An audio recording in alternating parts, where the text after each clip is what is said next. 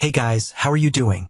This series got a lot of views, but I had already covered all the chapters, so I let a good number of chapters build up before bringing you part 2. I'll leave in the description the exact timestamp where the continuation of the story starts in this video. This is one of those very different series, and I'm sure you've never seen anything like it. I won't be begging for likes right now. I'll leave that for the end. Without any more delay, let's get into the video. What would you do if the Earth were in a global collapse?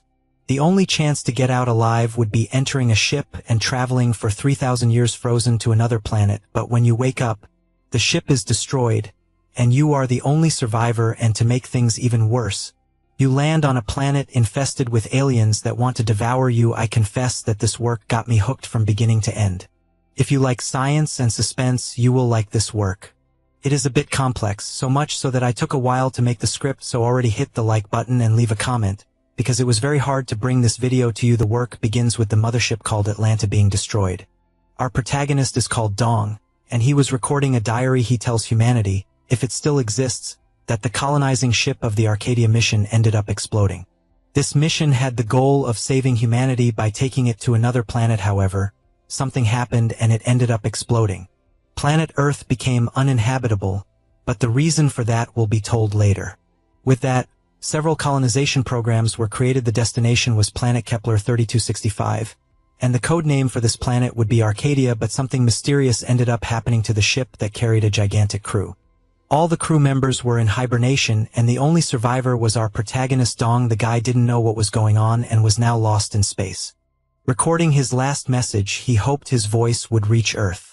The poor guy had just woken up from a 3,000 years hibernation and didn't sit and understand anything. He even thought that this would be his end because he would be adrift in space. However, he ended up seeing his guitar. Each crew member could take one item, and that was the one he chose. If by any chance this was his end, he would like to spend his last moments with his guitar. His dream of playing in a rock band didn't move forward, and he never imagined that instead of a rock star, he would become a man lost in space. There was no air there, so it wouldn't be possible to hear the notes he was playing. But let's be honest, that would be a pretty philosophical ending. When he was about to give up and die in space, he received a warning on his suit. The escape capsule was activated and he could flee to the nearest planet. Luckily, this capsule was coming toward him, and now he wouldn't die floating in space for eternity. The Atlanta escape capsule reaches him and manages to rescue him. He falls hard inside it, and after pulling the lever, he could save himself by landing on the planet just below. This would mean he would give up on his companions. It wasn't certain that they had all lost their lives in the explosion, but he wouldn't take the risk. After pulling the lever, the ejection ship headed toward the planet. This would be the last chance to stay alive. And within moments he managed to land on an alien planet. The ship activated the parachutes and crashed hard on the ground. He needed to scan to know if the air was breathable. After kicking the door a few times, he managed to open it. He was still dizzy from being frozen inside the ship for 3,000 years, but that place looked like a paradise, better than that hell on planet Kepler 3265. Maybe this would be a better destiny for the Arcadia mission. He activates his emergency radio, trying to contact any crew member or some android from the ship. The temperature was 23 degrees and had 12 oxygen level. From afar, he saw a person wearing an alien suit. The clothes were very similar to the members of the Atlanta crew, so he imagined it was a companion. But at that moment, some slime fell on his visor. It was saliva from a giant alien monster ready to attack him. The claws come at him, and he manages to dodge at the last second. Dong is thrown to the ground. He still wasn't used to the gravity, and now would have to deal with a creature 10 times his size. Logically, he received training to deal with this. After all, this protagonist of ours is an elite soldier, you'll see. The monster had red eyes, and Dong, with a small weapon in hand, gets ready to counterattack. That little knife didn't seem like it would solve the situation, but it was his only option. He wouldn't stand still waiting for death. Facing this creature head-on would be hard, so he jumps. A smart and strategic fight would be a better option. Since the gravity and air pressure were different, he didn't react fast enough to dodge and attack with its tail. The creature started tossing him from side to side.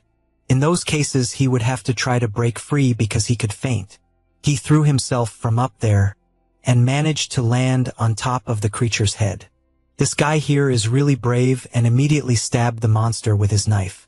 In all creatures, the weak point was always the eyes, and he knew that's where he had to aim, giving his strongest attack, and that's what he does, and leaves the creature screaming in pain. During the movement, the monster's claw started falling in his direction, and he was crushed by her. His luck was that this spacesuit was resistant. The other soldier was aiming with a weapon, and it was a high-precision rifle. After aiming, he ends up shooting, firing an energy beam that upon hitting the creature causes massive damage, almost enough to eliminate it. And it even seemed like this soldier knew the monster's weak spots. After using the weapon, the soldier charges toward the creature. He goes all in, transforming that rifle into a giant sword. At that exact moment, the monster tries to defend itself. And with the sword in hand, he strikes back. In a precise moment, he manages to split the creature's legs in half, and now with its mouth open, it was the perfect moment to land the final blow. That would be incredible. And when he pulls the trigger, the explosion happens, thus finishing off the monster for good. When it hits the ground, it causes a small earthquake because of how huge the creature was. Seeing that whole scene, our protagonist realized that it was not a crew member from his ship. That was an alien from this planet, so he thanks with his hands raised. He didn't know if this alien would be friendly or aggressive, so he keeps doing a universal peace pose. He even gets rid of the knife, showing he didn't have threatening behavior. The knife falls to the ground, and the soldier speaks in an unknown language. They really did look like human beings, so Dong decides to show his face by opening his visor. It was to send a message that they were similar, even though from different planets. At that moment, we already see that the alien is a woman. She had understood the message and also puts away her weapon and decides to show her face to him. The guy gets apprehensive. And after she removes the helmet, we see that she was a very beautiful alien. I'm telling you, the women in this story are really cute. The author did a great job. This girl had just saved Dong from a giant monster. He didn't know why this girl had done that, and even less why that monster attacked him. The girl was handing him a bottle to drink from. He looks at that container, unsure if it was safe. His suit scans and detects that the temperature is ambient and the atmosphere contains a lot of ethanol, hydrochloric acid, and methanol. The girl draws a water molecule and keeps saying the word chi, pointing to the drawing in the sand. He quickly understands that she was offering him water. Would it be safe to open his suit quickly to drink it? And during training, he learned he should try speaking English with beings from other planets since it's an easy language. He thinks in English and not in Korean, and introduces himself saying his name was Dong Young-soo. That language was not understood by our dear blue girl, but she quickly starts to understand the words he was saying and begins to repeat them. Another thing he learned was the universal gesture of shaking hands. Right after that, she took him to her car. The beings of this world had advanced technology, and she was carrying that monster in the back of the vehicle. Talking to the girl, he discovered that the planet is called Bumi, and the intelligent creatures living there are called Bumians. The place was very beautiful, and it seemed those Bumians were peaceful and intelligent. Besides, the climate and landscape of the planet were beautiful, but it would be destroyed in 5 years. Our hero had barely left Earth, which was doomed, and already went to another planet that would be destroyed. During the trip with the girl in her car, he started recording a voice message.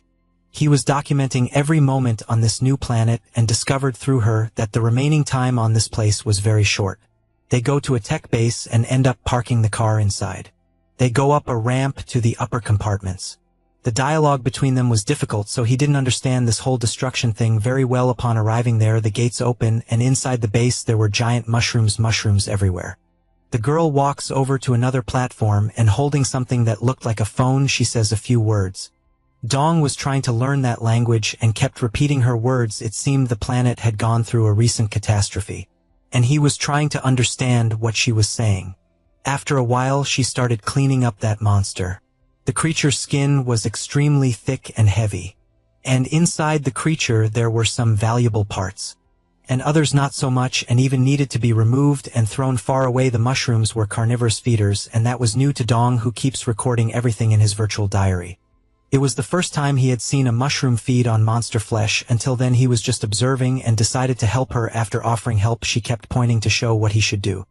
Our protagonist grabs some of the creature's legs, and she thanks him because it was tiring work. After some time, they finished dividing the creature. They had only been together for a few hours, and she was already able to say a few words in English.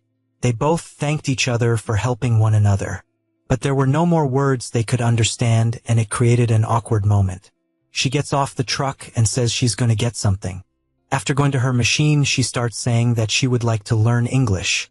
Dong thinks that it is some kind of computer with artificial intelligence. She was learning the human language very quickly, and all that alien equipment catches his attention. On top of the table, there were some sculptures made of stone.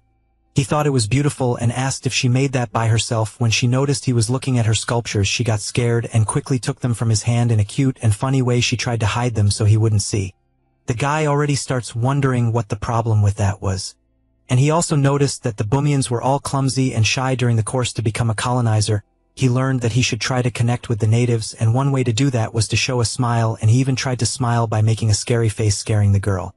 It seems that being frozen for 3,000 years wasn't very good for his facial nerves. Another tactic was to give a thumbs up. But in some cultures that could be seen as an offense. So another gesture would be to make a heart. But the way we make the heart is symbolic since the organ doesn't have that shape. Even so, he tried and left the girl surprised. As if she recognized it, then he made the heart and pointed to her sculpture, signaling that he liked it. The Boomians were quite intelligent, and she immediately offered her little figure to him, and with blushing cheeks she said it was a gift. Those sculptures were called Balaya, and it looked like a little pig. He said that she was very talented. Leaving the girl embarrassed, right after that she pronounced his name. She pointed to her table, showing other sculptures she had made. When she reached the table, she got very excited, and even activated a projected image to show what the creatures look like in real life. At that moment he realized that Balaya was not the name of the sculpture but rather the animal.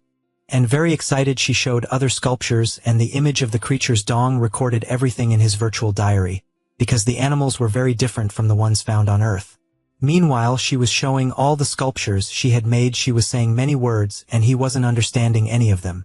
And when comparing with the monster that attacked him, he realized they were very different. It seemed that monster wasn't from this planet. She asked why he was thoughtful, and since he knew she liked animals, he decided to show her some pictures. If there's one animal that everyone likes, or at least almost everyone, it's the kitten, and he immediately shows her a photo of his pet. In the course he took for colonizers, it said that he should use English to talk to aliens, and also that he should look for something in common with them to make friends. And that's exactly what he was doing by showing her pictures of animals. The girl had learned the word cute, and so she started repeating it non-stop. Saying the cat was cute, she repeated those words like a child. And our hero said he would teach her other words. The guy even felt happy because he had imagined he would be the last surviving person and would have to spend the rest of his life alone. It seems that our protagonist liked the girl so much that he kept showing her videos of his cat, but there was something he liked even more, which was his guitar. And he asks Langit to wait a little because he was going to get something. After so many words he discovered that her name was Langit. After a few seconds he comes back with his guitar, and is surprised that it didn't break. He repeats her name, leaving the girl surprised, speaking in English, and very slowly he said that he liked music, and asks if she knows what music is. At that moment he starts playing the guitar. A robot approaches very fast, and keeps repeating Langit's name. The girl turns to the robot, and he was desperate, bringing urgent news, as if something dangerous had happened. Our hero was trying to make a serenade for the girl, but was interrupted. The robot brought the news that her father was poisoned. She was surprised, asking where her father was because he was desperate. The little robot couldn't speak properly. And we see that the guy was turning red. Our hero didn't understand this alien language, but he realized it was about someone or a danger called ingress. Without thinking twice they run over there. The base was very big and it took a while to reach the place. It seemed that the door could only be opened from the inside because it had a password. Or maybe the door was simply jammed. It seemed that was what she was trying to do. Contact her father, but was not succeeding. After using a lot of strength, the door didn't move even a little. When analyzing with his suit, he noticed that the door's track was broken. Maybe there was a very strong impact on the door for that to happen. And the desperate girl kept trying to open it. Since they were shorter than humans, they didn't have enough strength to do that. The little robot says that it would be impossible to open the door using only hands, and it seems that they had the antidote for the poison, and even decides to hand it to the girl. Dong asks them to step back. The guy was an elite soldier and his suit was highly technological. With that, he managed to break the door, making them enter quickly. The girl's father was lying on the ground, very weak with a red body. She screams the name Ingress, and besides turning reddish, he was also releasing pink smoke from his mouth. Next to him were some capsules releasing a reddish liquid. Dong imagines it's some kind of hormone that the Boomians took. She calls the little robot, who goes to her backpack to get another device with a blue liquid. Watching that scene, he imagines the liquid is a stabilizing hormone. She shakes the capsule and places it on her father's belly to release the medicine. The liquid is injected into the body, making him gradually return to his original color, which is light blue. The girl asks if her father is okay, and he says yes, but realizes that there is an alien race in his base and keeps looking at our hero in that flashy outfit. Our hero listens to that conversation between father and daughter without understanding anything. It seemed like he didn't feel safe with Dong. After all, he was the alien race from the point of view of the Boomians. To his surprise, these people had the technology to create robots with artificial intelligence. And the little robot asks him to follow it. These machines had an easier time learning languages. But learning a language from another planet wasn't that easy. It wanted to show something, and starts pointing to the screen saying its name was Haiji. Dong says it's a pleasure to meet him. Instantly, Haiji learns to speak English and starts to explain a bit about the planet. He was pointing with his arms to some images. This planet was called Boomy, and up to that point our hero already knew. Then explains that the planet will be destroyed in about 5 years. The star they orbit is called Pannon. But the robot's English wasn't that good, and it was a bit hard to understand what it was trying to say. And after some time explaining, he understood that there is a meteor called Ragbat, and this meteor has some connection to the destruction of the people. He imagines that this meteor is what will destroy the planet. The girl shows up with her father, who was already healthy. The little robot explains to the man that the alien is named Dong. The man introduces himself as Ingress. This story about the meteor really catches his attention, so he asks if what the robot was saying was true. The man explains with a little difficulty that the meteor fell on this planet. The explosion was gigantic. And at that moment our protagonist gets even more confused. It was hard to understand if the meteor had already fallen, or if it was still going to fall. The girl hands him his guitar. The robot realized that the human wasn't understanding. It kept drawing a circle as if it were the orbit of planet Boomy around the star. This planet took 1 cycle to complete its orbit. In other words, they had 5 years of life because that was the time left before the meteor impact. The meteor would fall on planet Boomy and everyone would be destroyed. The guy was already desperate because now he understood exactly what they were trying to say to him. Dong had just escaped Earth, survived an explosion on his ship, and now landed on a planet that would also be destroyed in the end. It might have been better to stay on Earth. The scene shifts to a character waking up very confused. A robot appears telling him to grab his belongings as that would help recover his memory. He didn't understand anything where he was or who he was. With that guitar in hand, he wonders why he was there. Strangely, he could play the notes with precision. The only thing he remembered was the music he used to play. He started remembering playing the guitar alone at the Houston Space Base. His friend was named Dean, and he had the dream of playing in a band. His friend sang along with him, and they streamed it online. The guy's dream was to play in a band for 100,000 people, and every time he dreamed of that, he felt happy. The robot returns asking him to say his name, rank, position, and mission. This was our hero, Dong Young-soo, chief of the maintenance section of the Atlanta ship. The robot recognizes the name and mission and asks for the designated code. He spells the word Rockstar, and we return to the present with him, remembering that his mission was to keep the ship safe and protect the members of his team. But he failed in both missions because the ship was destroyed and his companions are missing. However, the ship was too big to be completely destroyed, and it could be the key to saving those people. So he says with full confidence that he won't let the boomers die. This story is about to get even more intriguing. So go ahead and leave a like and a comment. When I was reading this, I couldn't stop theorizing about what happened to the ship and where his companions were. Our hero had an idea to save these people. He started searching through some books he had in his bag. The robot starts reading all that information to learn more about the human language. What he really wanted was a book about the ship. The robot had found some interesting information. There were some letters with images. And he teaches the robot a few words. And everything that was said, that machine stored in its memory. The Boomians watched apprehensively because this human could be the key to saving them.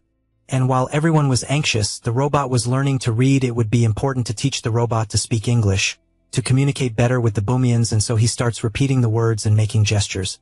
Also, the robot could understand perfectly.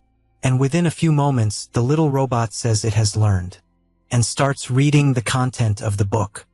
Hyde was very smart and begins flipping through quickly to read all the remaining content our hero watches without saying anything, and within a few seconds, he had read all the pages. Now speaking perfect English, he says he understood all the human gamma structure, so Dong says he can explain properly, and says he knows a way to destroy the meteor. He couldn't pilot the ship to flee far away, but the ship could cause an explosion.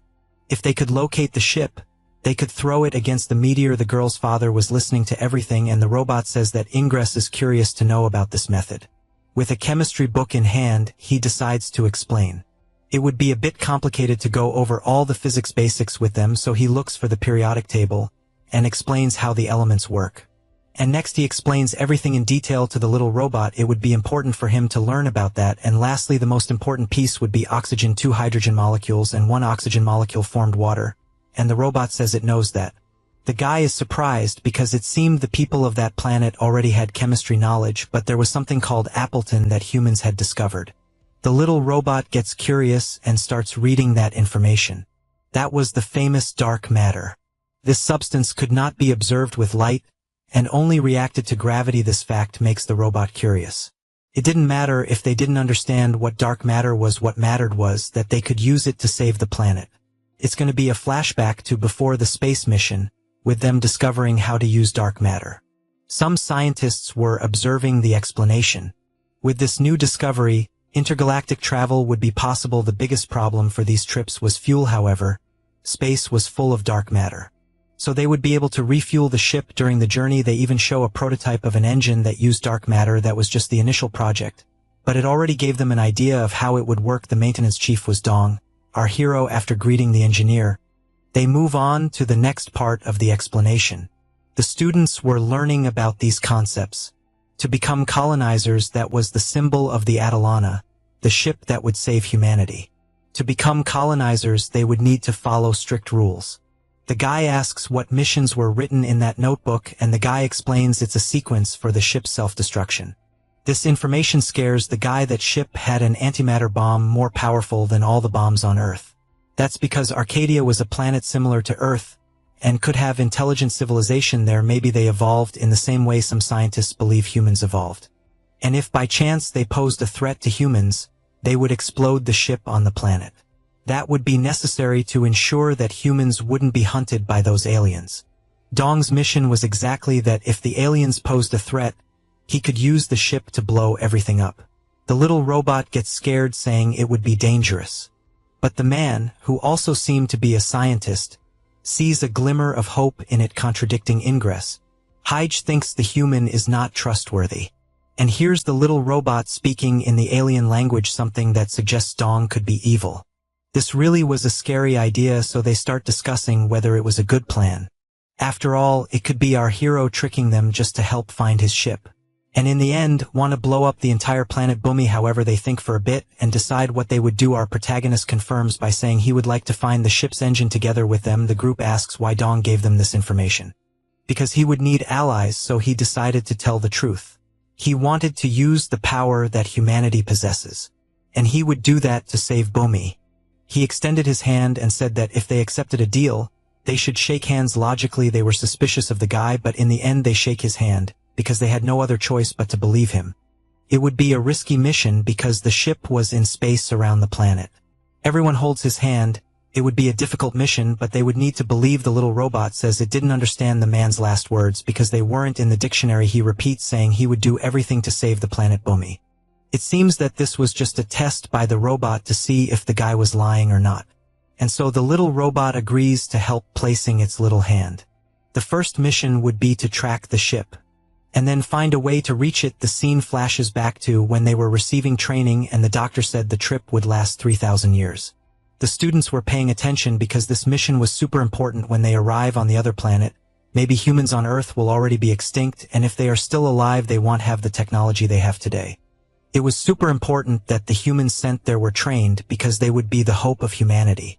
And with the book in hand, he said that everything they need to learn is recorded there. Our hero was rereading that book and writing down important information. It was as if that training had happened just a few days ago. Everything was still fresh in his mind, and he knew he would need to modify his suit.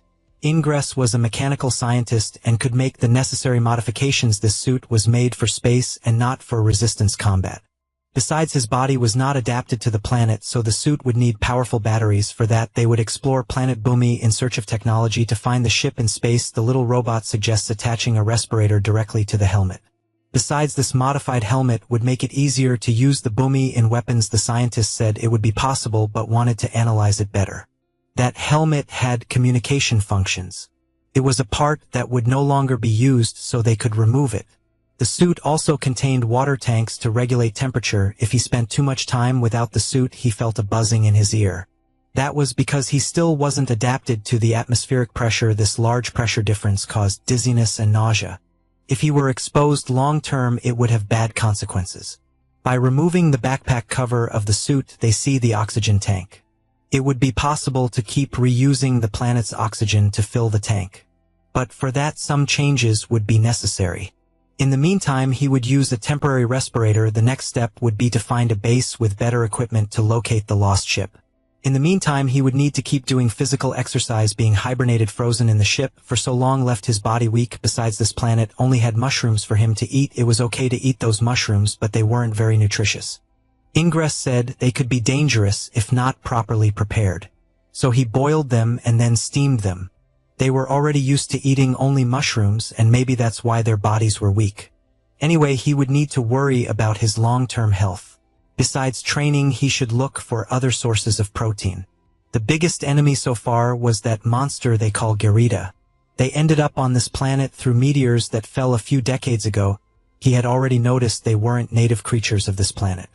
The robot explains that those monsters fought the Bumians and they ended up losing the war. With that, those creatures multiplied and took over the planet since it would be a threat. Dong asked the robot to teach how to defeat the Geridas. First, he would need to destroy the vital organs. Like the brain, the heart, or the lungs. However, they were similar to vertebrates and were resistant. The robot confirmed, saying they are very strong, so they should use the Bumian weapons. The weapon called Naga was like an electromagnetic spear that unleashed lightning. It wasn't very hard to use, and Dong had military training. The real problem was when those monsters attacked up close. Langit would help him train in hand-to-hand combat. For that, she puts on a respirator, and upon inhaling that gas, her body starts turning red. Our protagonist's suspicions were right. The Bumians inhaled hormones to become powerful. The Naga weapon could fire 4 times in a row and also turned into a sword. When it became a melee weapon, it could be used for attack and defense.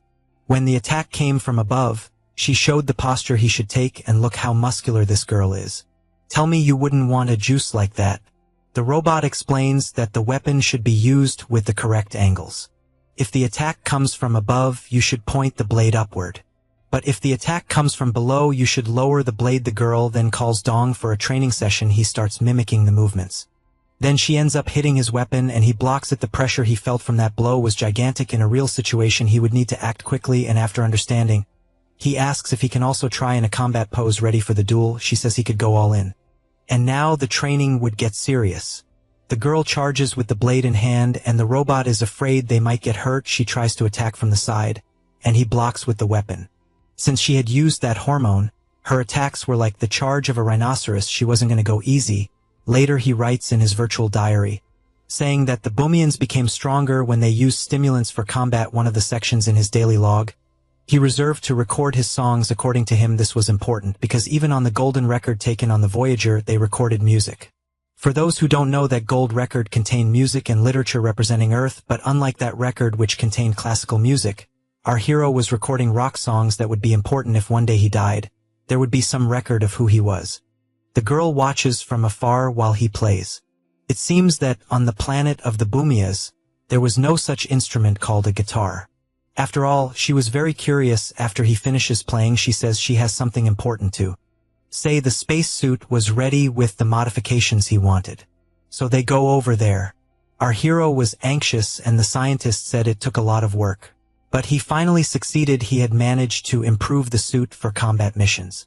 His device starts updating the modifications to the suit. The engine of his suit was functioning. And with that, he goes in to do the initial tests. Just by feeling the movement, he realizes he was stronger. After entering, Ingress makes the final repairs.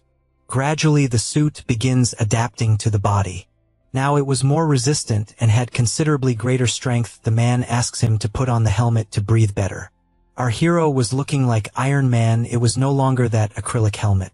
This new armor could withstand attacks from alien creatures. They go outside to run some tests, and after spotting a group of monsters, he prepares to shoot. The gorillas were monsters that moved in packs, so he would need to shoot quickly. The weapon could fire 4 shots, but he would need only 3. The girl was watching from afar to provide support. His hand was stable thanks to the armor. And after aiming well, he prepares to fire. The scene cuts to a few hours earlier when the scientist was explaining the plan. He said there were some bases in this region to track the ship in space. The first radar base was to the south. It was located on the coast and a bit difficult to access. But it could make contact with a satellite. If they wanted more information, they would need to go to the other base to the north. This satellite communication base was located on a mountain with difficult access. If the satellites tracked the Atalanta ship, the information would be stored there. But first he thought it better to go to the coastal base because it could have important resources. On the way to the radar base, he wanted to search for debris from the ship. That's because they could find useful items in the wreckage. This makes the girl curious to know what kind of items humans have. He replies saying they might find weapons, food, and seeds. It seems she had never heard of seeds, but then she understands what the word means and asks if there were cat seeds.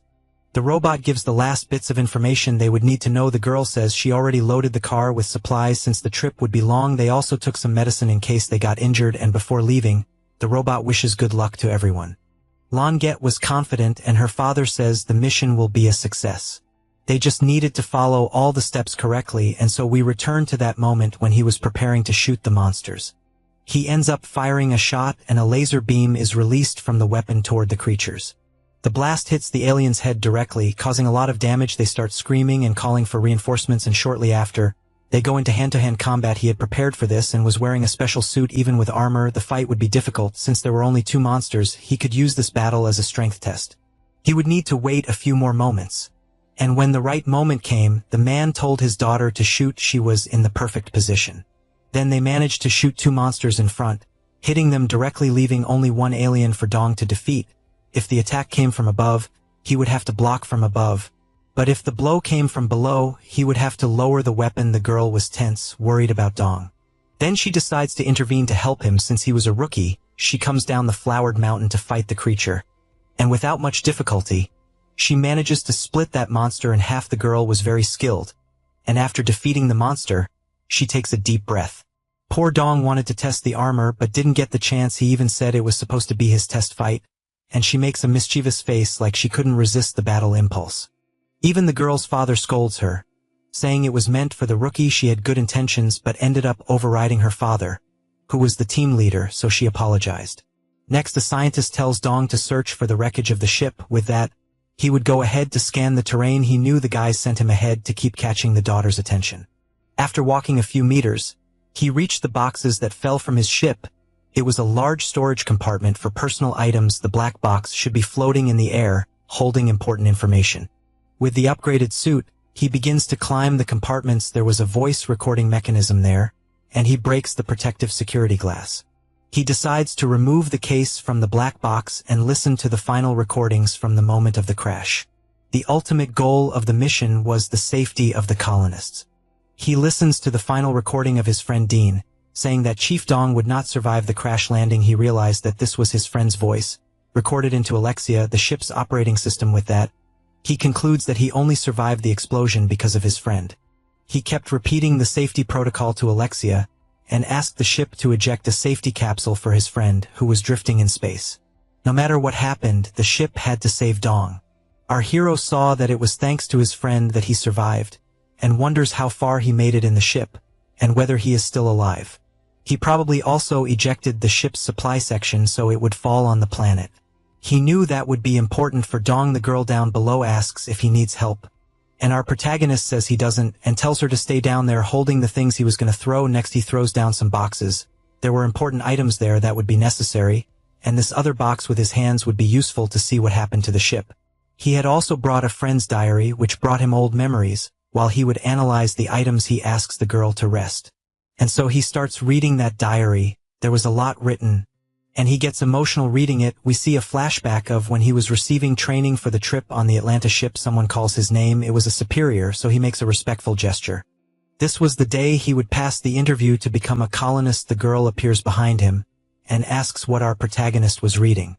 He explains that it's the diary of a teammate from the Arcadia mission. At the time his friend didn't know he was a major, and if he had told him he wouldn't have acted so rudely. Of course the girl didn't understand anything because she didn't know the meaning of those ranks. She asks if after he finishes reading, she could look at it too, and he said yes. The scene returns to that flashback where he was greeting one of his superiors. The man says this is Lieutenant Dong, and introduces himself as Alex, saying he saw him training at the Space Exploration Headquarters. But before that they would do an interview with our protagonist. He says he is a logistics officer and greets them, but they couldn't waste time, and they immediately ask why he enlisted to be a colonist, and ask if his answer is that he would like to protect his own citizens. Our protagonist confirms yes, because that's what he wrote in the report, and that he was also excited to explore an alien planet. All of that was true, but the officer thought he had used artificial intelligence to answer the questionnaire, and even says that this is unacceptable. Besides, they would evaluate his psychological state since he was a soldier. The country was aware of his contributions, but even so, the work of a space colonizer was something serious. Not just anyone would pass these tests. Dong had a not-so-good history in adolescence, so he ended up making several mistakes but turned things around.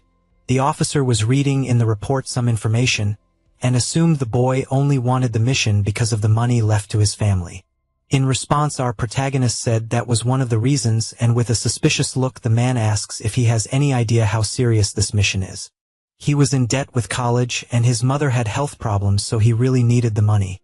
And in the report it said that in the past he hung out with delinquent youths to make money. Dong asks how they knew that information. That's because they conducted interviews with people around the participant. The protagonist confirms yes, but says he never committed theft or anything. He only sold electronic devices. And after he went to live with another family, he stopped those activities. In the report it said that he met a streamer girl and got involved with her. And then they start talking about him serving in the army in some battles. They make some compliments saying he proved to be a great soldier even being young, and ask the boy to talk about his combat experience. Then he explains some missions he ended up doing. He even took part in missions for space catastrophes like meteor falls. Besides, he acted under high pressure in a combat zone. The officer says he heard very good things about him in that aspect. It seemed the boy really was an elite soldier, and never failed to complete a mission with excellence. In response, he says he's used to facing big challenges. Since childhood, the old man asks if he likes challenges to try to escape the trauma he suffered as a child. He finds that a bit strange, and the old man continues saying this boy seems lucky for escaping all the misfortunes of his life. When his parents died, he managed to enlist in the army, and when his companions died in battle, he was the only survivor. And now that Earth was doomed, he also wanted to survive by leaving in a spaceship. The boy says there were moments he really wanted to give up, but anyway he always had two options: give up or keep fighting. And even going through hardship, he understood that continuing to fight was the best option. The old man mentions that the beneficiary of the pension is registered in the name of that streamer. And to finish the interview, he should fill out her contact information again. All the information obtained on this mission was top secret. After signing, he asks the officer if he had passed the interview. The guy puts his hand on his face and says that's not a question one should ask, and then hands over a booklet of the top secret Atlanta project. The code name of this alien planet exploration was Mission Arcadia. He should read this entire booklet by tomorrow morning. The position he will hold will be Chief of Section 1 of Maintenance, and upon arriving at the base, he will be promoted to the rank of Major.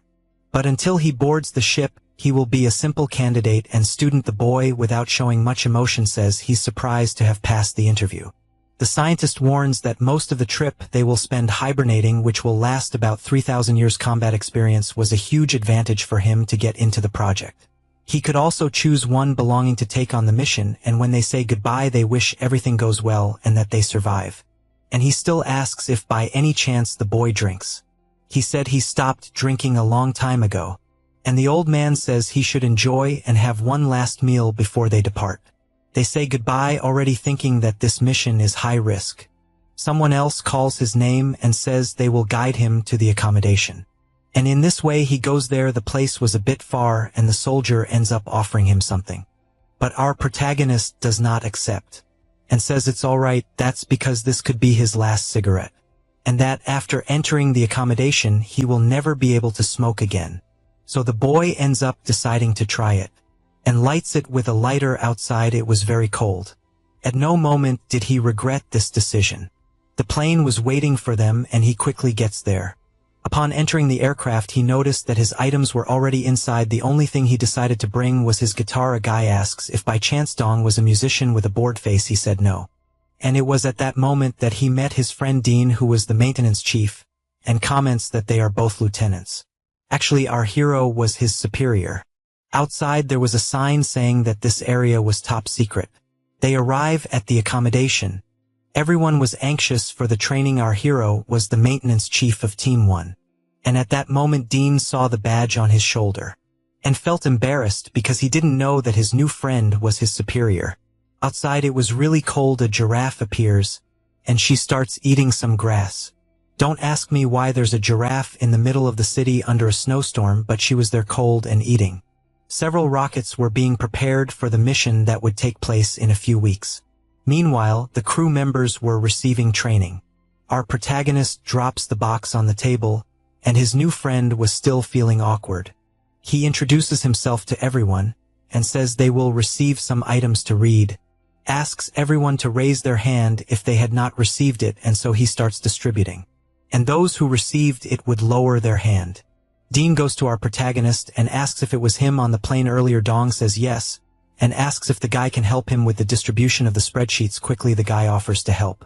A guy at the back keeps yelling that he hasn't received it yet. After a few minutes, 32 people ended up receiving the items, and so the training for the exploration of an alien planet would begin.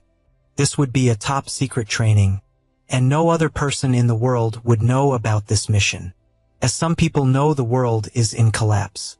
And if information about this space exploration leaks, the CIA would investigate them. And not even the United States government knew about this mission. Earth collapsed due to a climate crisis. Tomorrow there would be a written test based on the booklet they received. And they would also do some medical exams, so they should fast. And the main training would start right after breakfast. The first training would be physical conditioning. Since hibernation would wear down the body a lot, they needed to be prepared.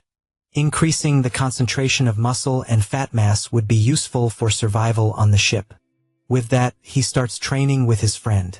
After one exercise he says it's time for theoretical classes, but the guy tells Dong he's missing one set, but our hero keeps saying he's done. That's because he didn't want to do leg training. And his friend even gets mad, saying he can't skip those exercises. After the test, he congratulates everyone, saying they did well. The theoretical classes would take place next, and he would have to participate in those as a student. The test was difficult, so he looks for his friend and starts asking for the test answer. His doubt was about the answer to question 3. The guy keeps telling him to face forward, but Dong doesn't understand the gesture, and the teacher was in front of him, seeing that the boy wanted to cheat. After the theoretical classes came the practical training again. They would train mechanics on a real model prototype of the ship. In these missions, since the journey would last many years, the ship could break down, so it was important that every crew member knew how to do maintenance. Besides, they would learn gardening to grow potatoes and beans. Those were very nutritious foods that would be useful in space, and they start learning all those skills. It would be nice if there was coffee in space, and his friend asks if by any chance he wants to open a space cafe. They had already learned many skills to carry out the. Finally, they were testing the spacesuits. The suit had an exoskeleton that could be used to give more strength. It was like the suit was a superhero costume. He explains after that they did combat training. This training would be super important because they might encounter powerful aliens. And he keeps trying to scare his students, talking about the creatures. Many of them didn't believe in life beyond Earth, but that was something they would check when they got there.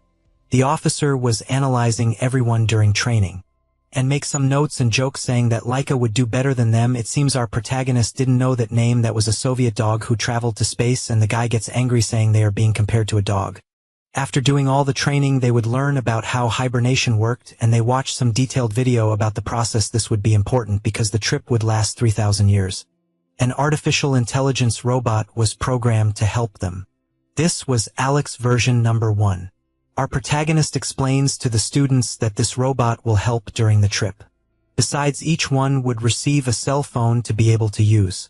The students go there to receive the device, and his friend starts helping with the tasks. A boy appears and says his name is Chase. He had served in the Navy, and this other girl was called Joyce and said she also likes coffee, and heard them talking about it. The robot said it will guide her to the cafeteria to try a drink. The poor girl just wanted to chat with our hero, but the robot ruined everything. Dean apologizes for not recognizing Dong on the plane, and our hero, being a good guy, said it was all right. The guy extends his hand to greet him and says he will support him as much as possible in this mission to make it succeed. And we see how their friendship started. Thanks to this strong friendship, our protagonist managed to survive, and he reads all this information in his friend's diary. He spent a few hours reading and felt sad Langet was sleeping next to him. And the girl's father asks why she was outside. The poor girl fell asleep next to our hero because she liked his company. The scientist goes there and asks if they managed to find some interesting items. He said yes, and that tomorrow there would be the best part, and they should take the rest of the night to rest. The girl gets in the back of the car and keeps remembering her friend because thanks to him Dong managed to survive. That was quite sad. A balloon was being lifted. The little robot was trying to contact someone, and the girl managed to answer the robot's call. She was on watch, that's why she woke up early and said she would look for her father. It seems the robot had discovered something, and she warns everyone, but the robot gets sad because it would like Dong to wake up too. So they end up shouting to wake him up. The guy jumps out of bed saying he got scared. Now that everyone was up, the robot was going to start a quiz. Langet would be the first to answer the questions in English. She gets very excited playing answering the questions. Meanwhile, the girl's father tells her to focus on the mission. The next to answer the questions would be Dong. But he wasn't paying much attention and couldn't know the answer. He said he was half asleep, and that's why he didn't understand. Our protagonist's disinterest made the robot a little sad, so he kept answering random things, and then said he gave up on the game. He doesn't function well when waking up early in the morning. Sounds like you there who procrastinates waking up to go to school or work. He had called himself fool, and the robot asked what that word meant. The scientist tells the human to sleep a bit and rest. Later the balloon starts to deflate and loses altitude. They were using that balloon to try to communicate with some base. The protagonist asked the scientist when they will arrive at their destination. The girl discovered the word fool and called him that. Clearly she didn't know what that word meant, so she kept repeating it. Ingress said they would arrive at sunset today, so they should hurry. Since the girl was calling him fool, he kept repeating that word. She was finding it very funny and started laughing like a child. But they needed to hurry and take down the balloon. So our hero goes there to help her. If they arrive too late, it could end up attracting monsters. That's why they depart to the destination. The girl kept watching the landscape outside. Since she was born, she hadn't traveled the whole planet, but was locked in this region. Inside the supply boxes, there was a human weapon. The scientist asks what kind of weapons those are. He explains that they are in good condition and shoot lasers, but are not loaded. One doubt is if those lasers would be able to defeat the monsters. Dong explains that they are similar to the Boomian's weapons, but these have smaller caliber with faster shots. Besides, there were plasma cutters that cut metal, which makes Ingress excited. He even starts laughing, planning some modifications to make on the weapons. He notices a manga in one of the supply boxes. It was written in Japanese, and he didn't understand it perfectly. But those drawings caught the girl's attention. Since she was spying on him, Dong asked if she wants to read the book later. That was a school story manga. And he explained to her that it was a language he didn't master much.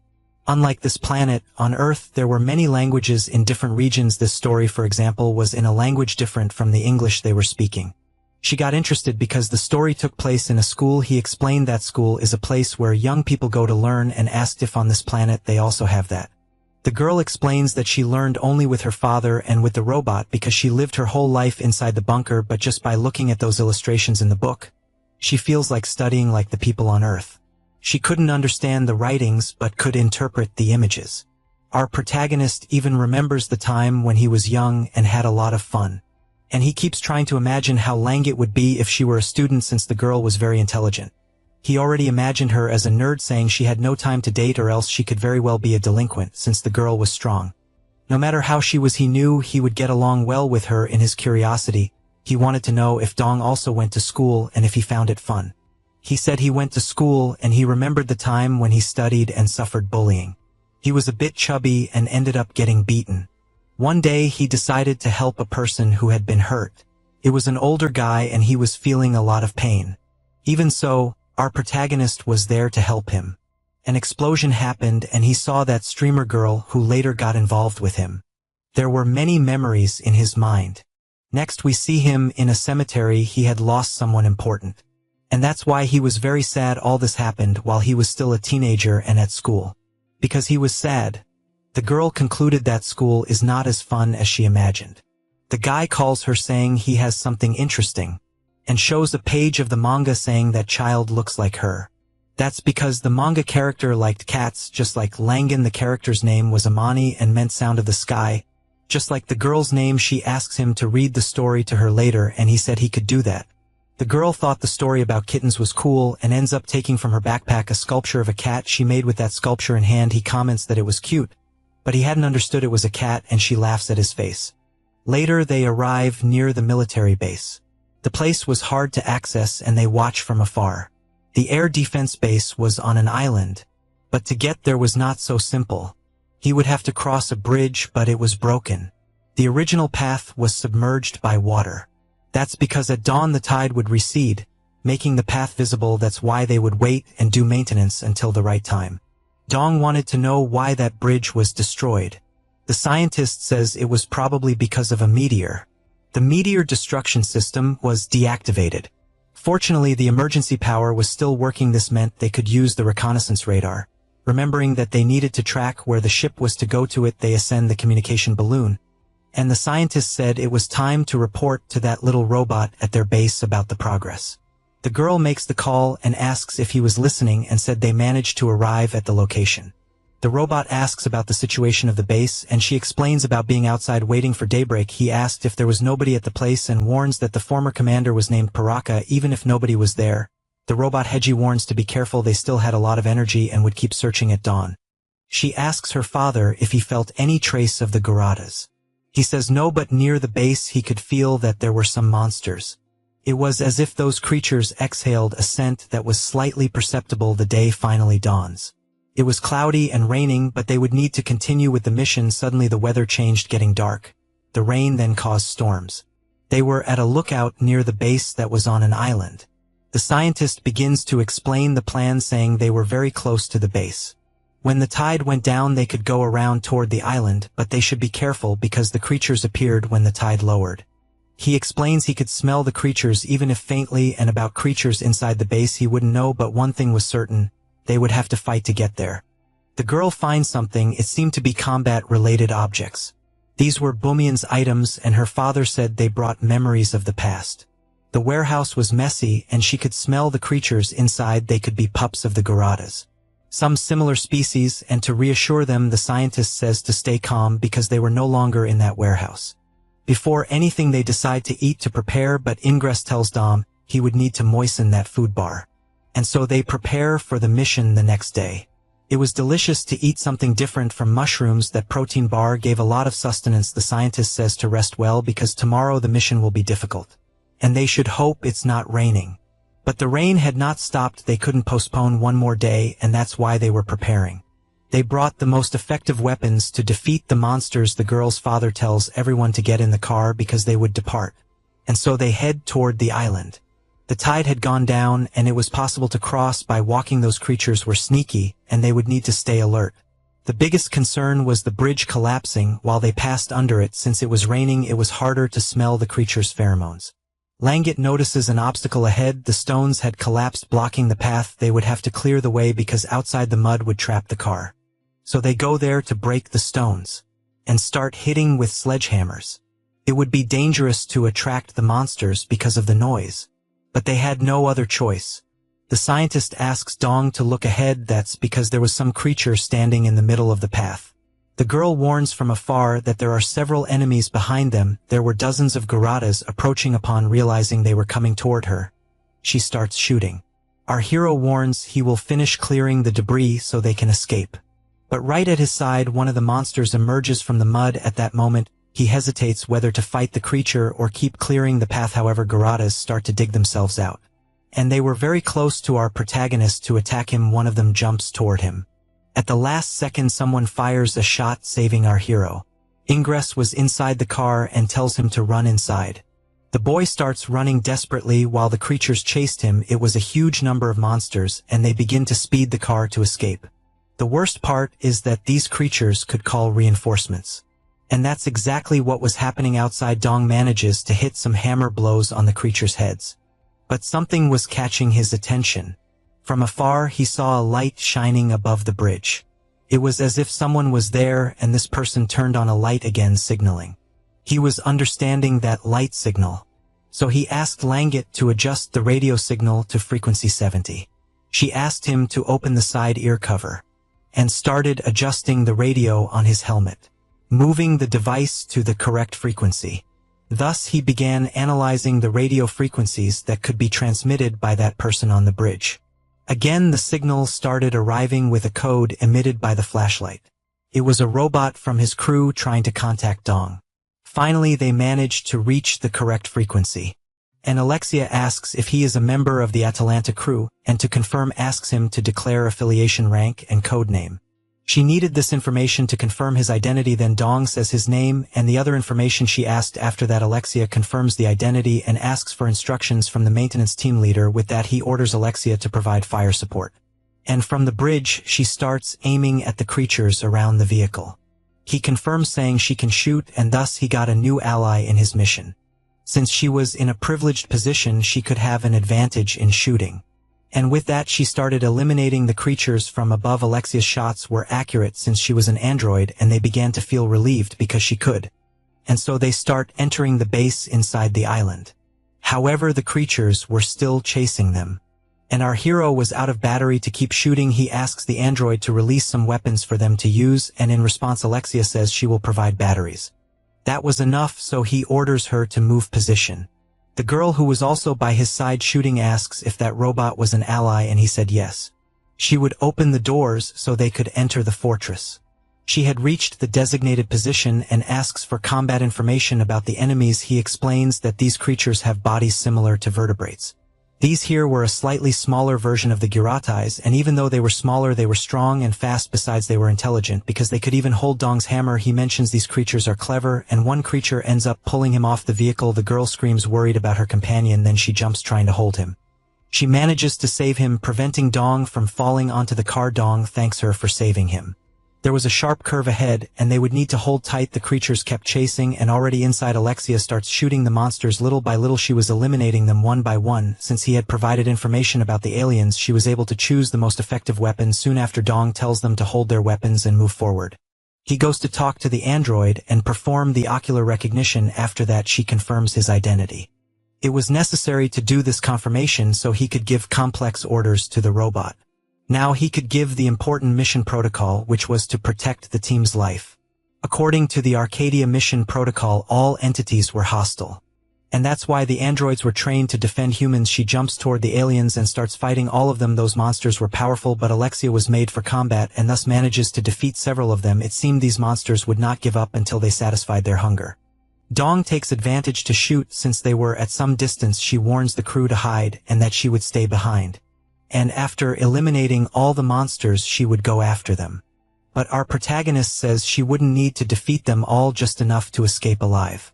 The scientist was managing to open the doors and ask the human if it was reliable to trust that robot. He appears and says yes because she stayed behind so they could escape.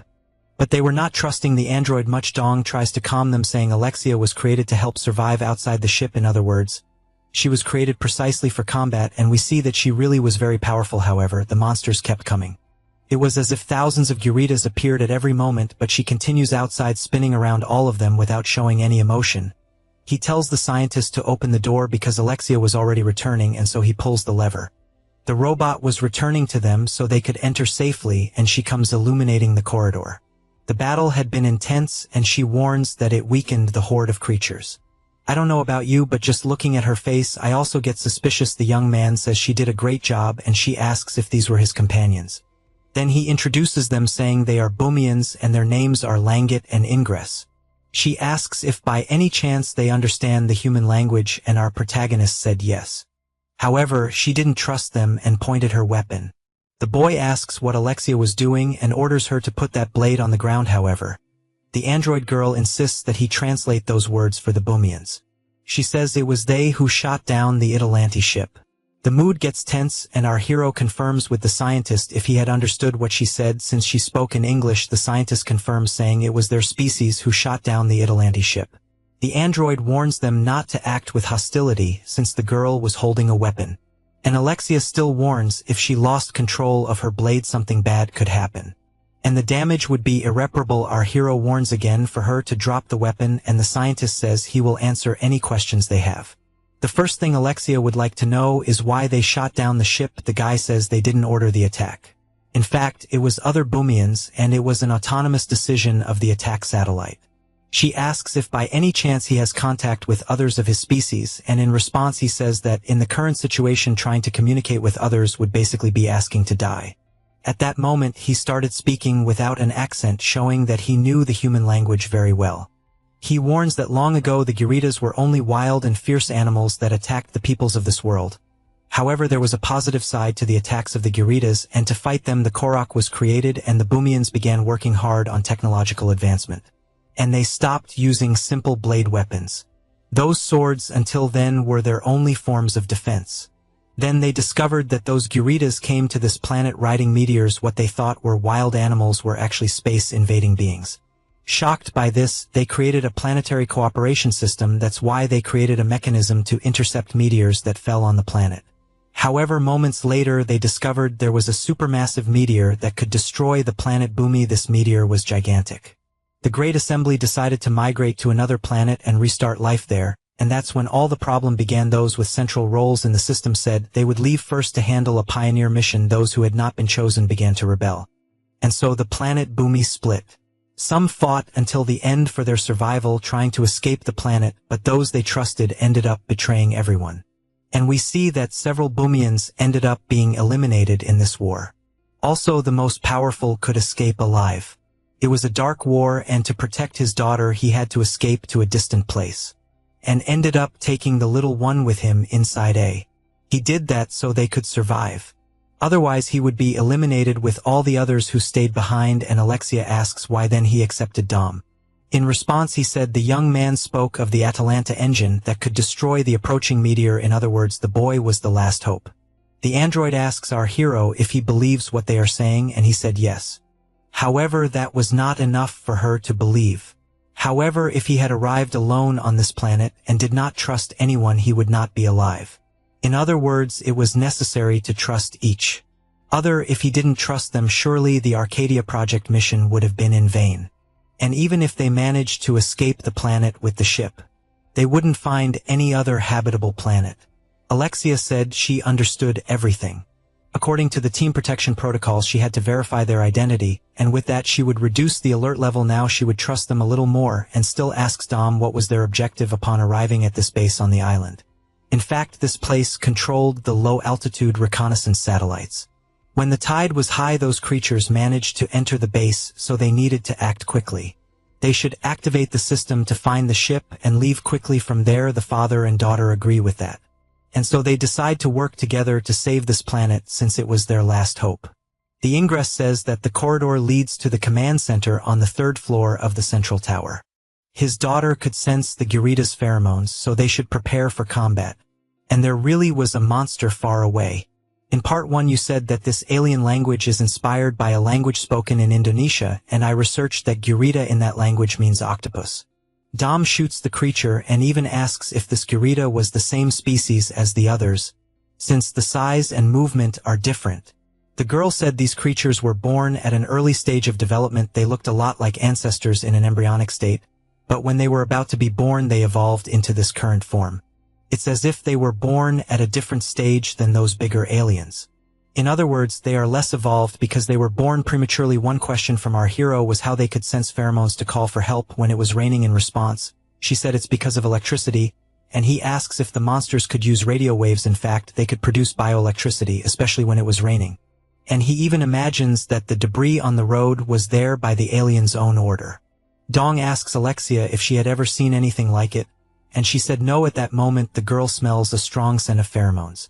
But our hero saw nothing ahead, and even asks if they were behind them. To the guy's misfortune, monster saliva drips on his arm. The creatures were above them.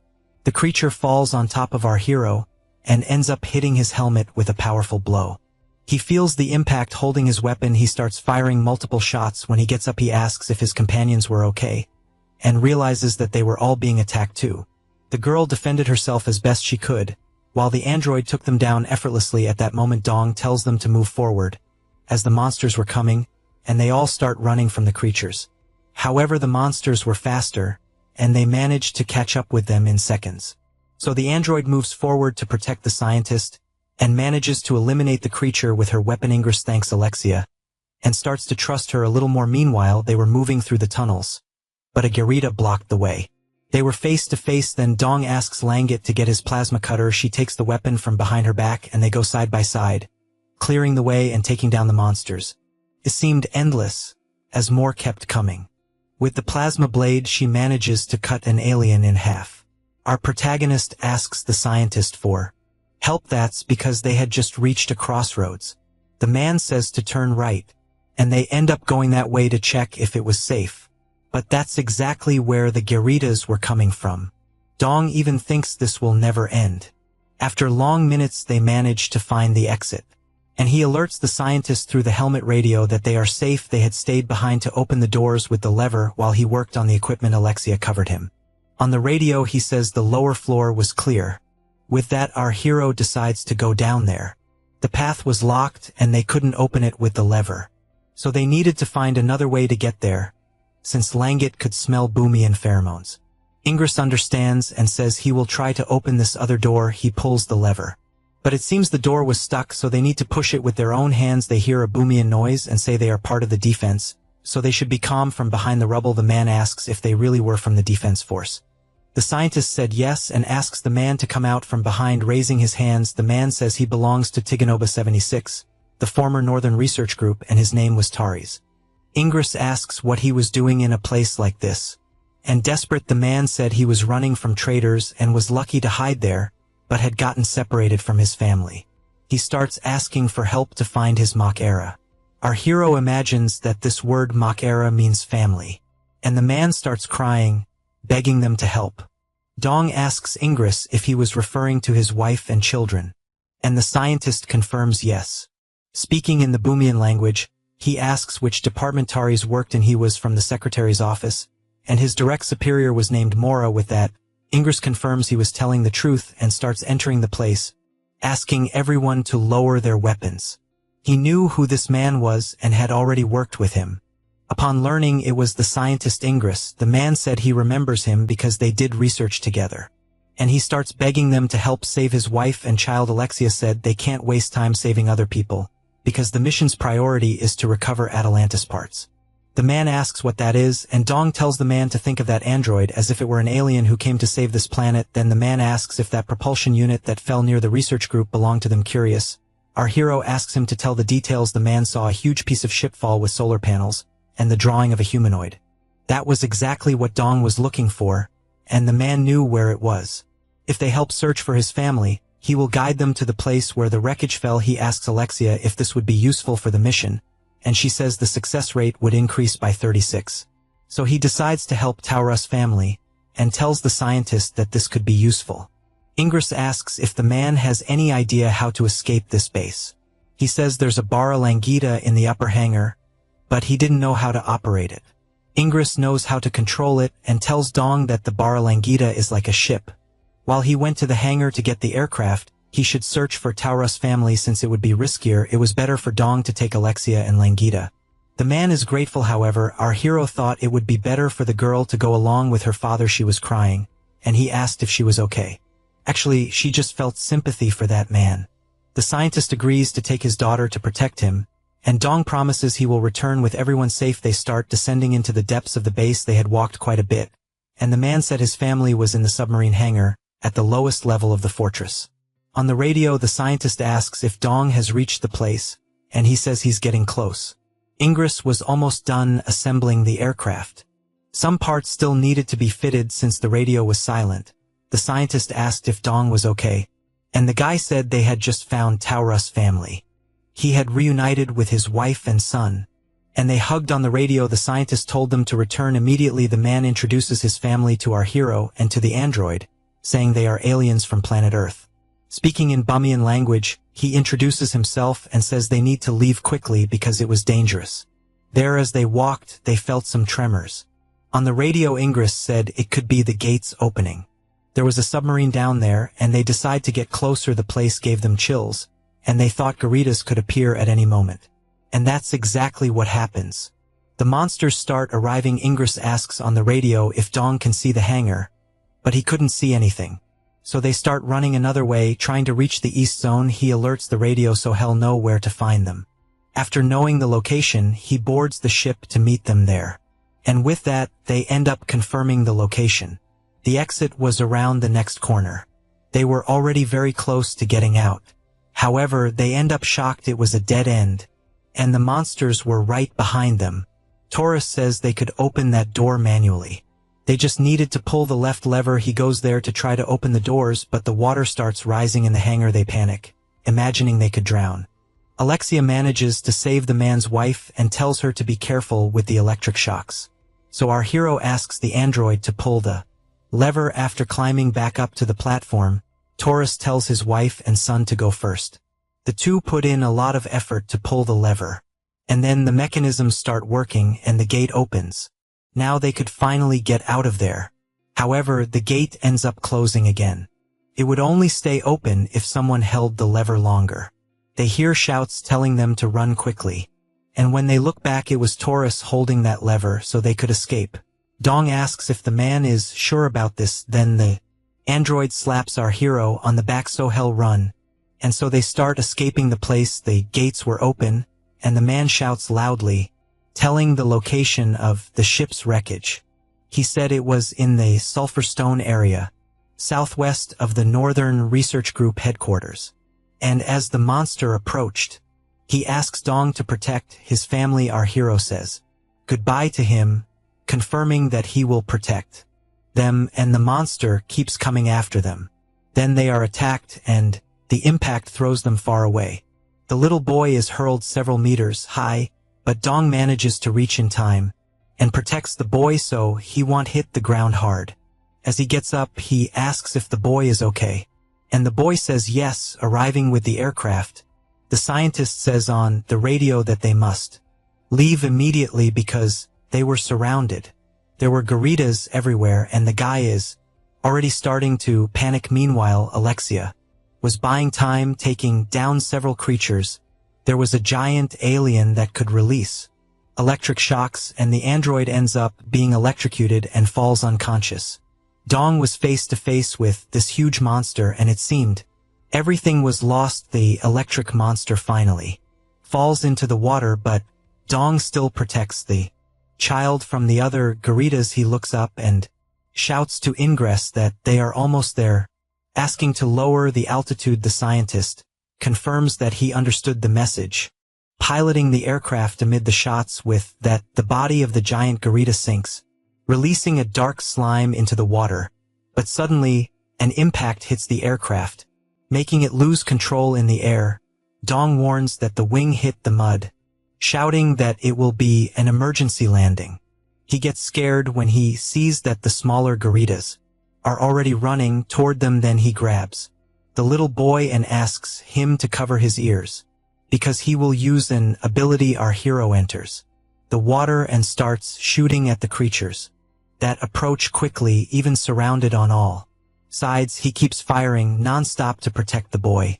The little boy asks to be put on the ground, leaving Dong confused by the request.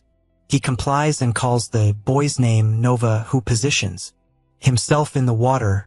Then the boy takes a deep breath, concentrating a bluish energy in his hands.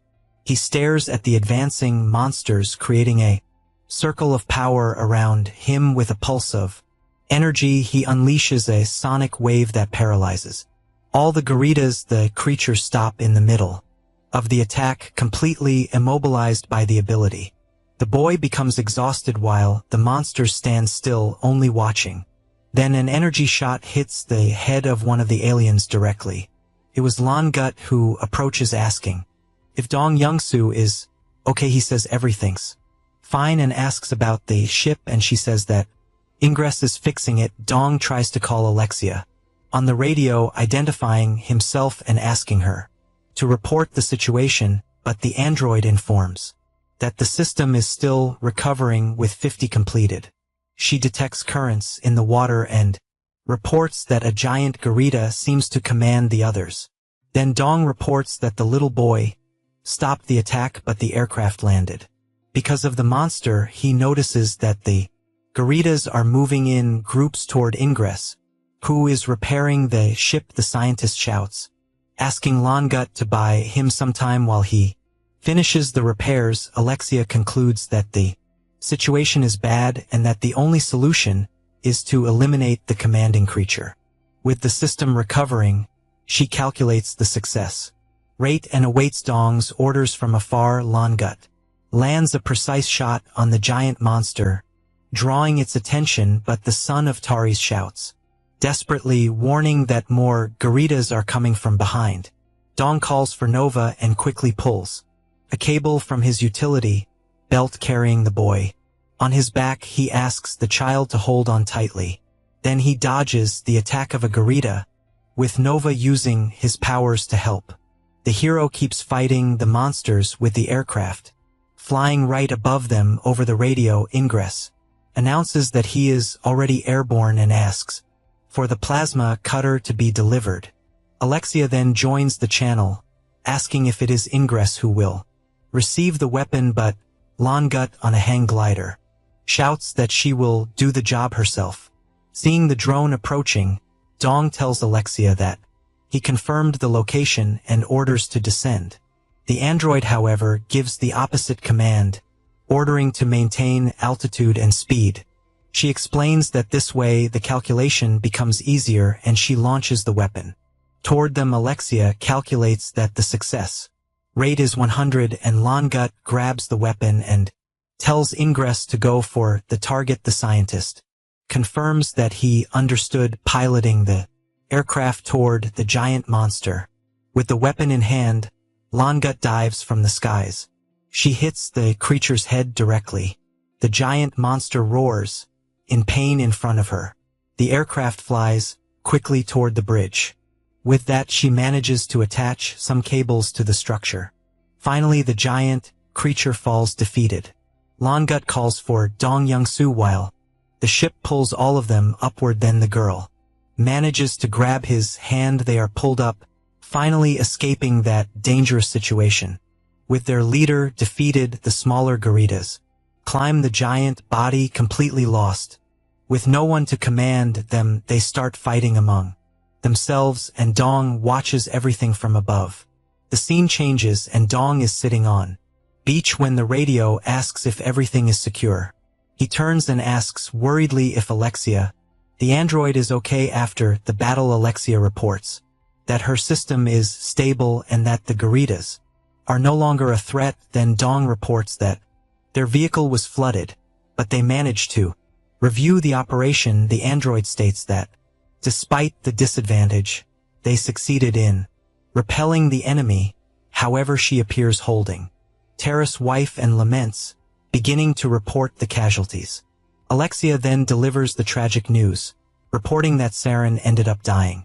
He looks at the horizon, wondering if everything would still be the same if they met again. Alexia continues holding the woman's body. She reports that their vehicle was flooded by the tide and became unusable, and confirms that both Saren and Taris died during the confrontation.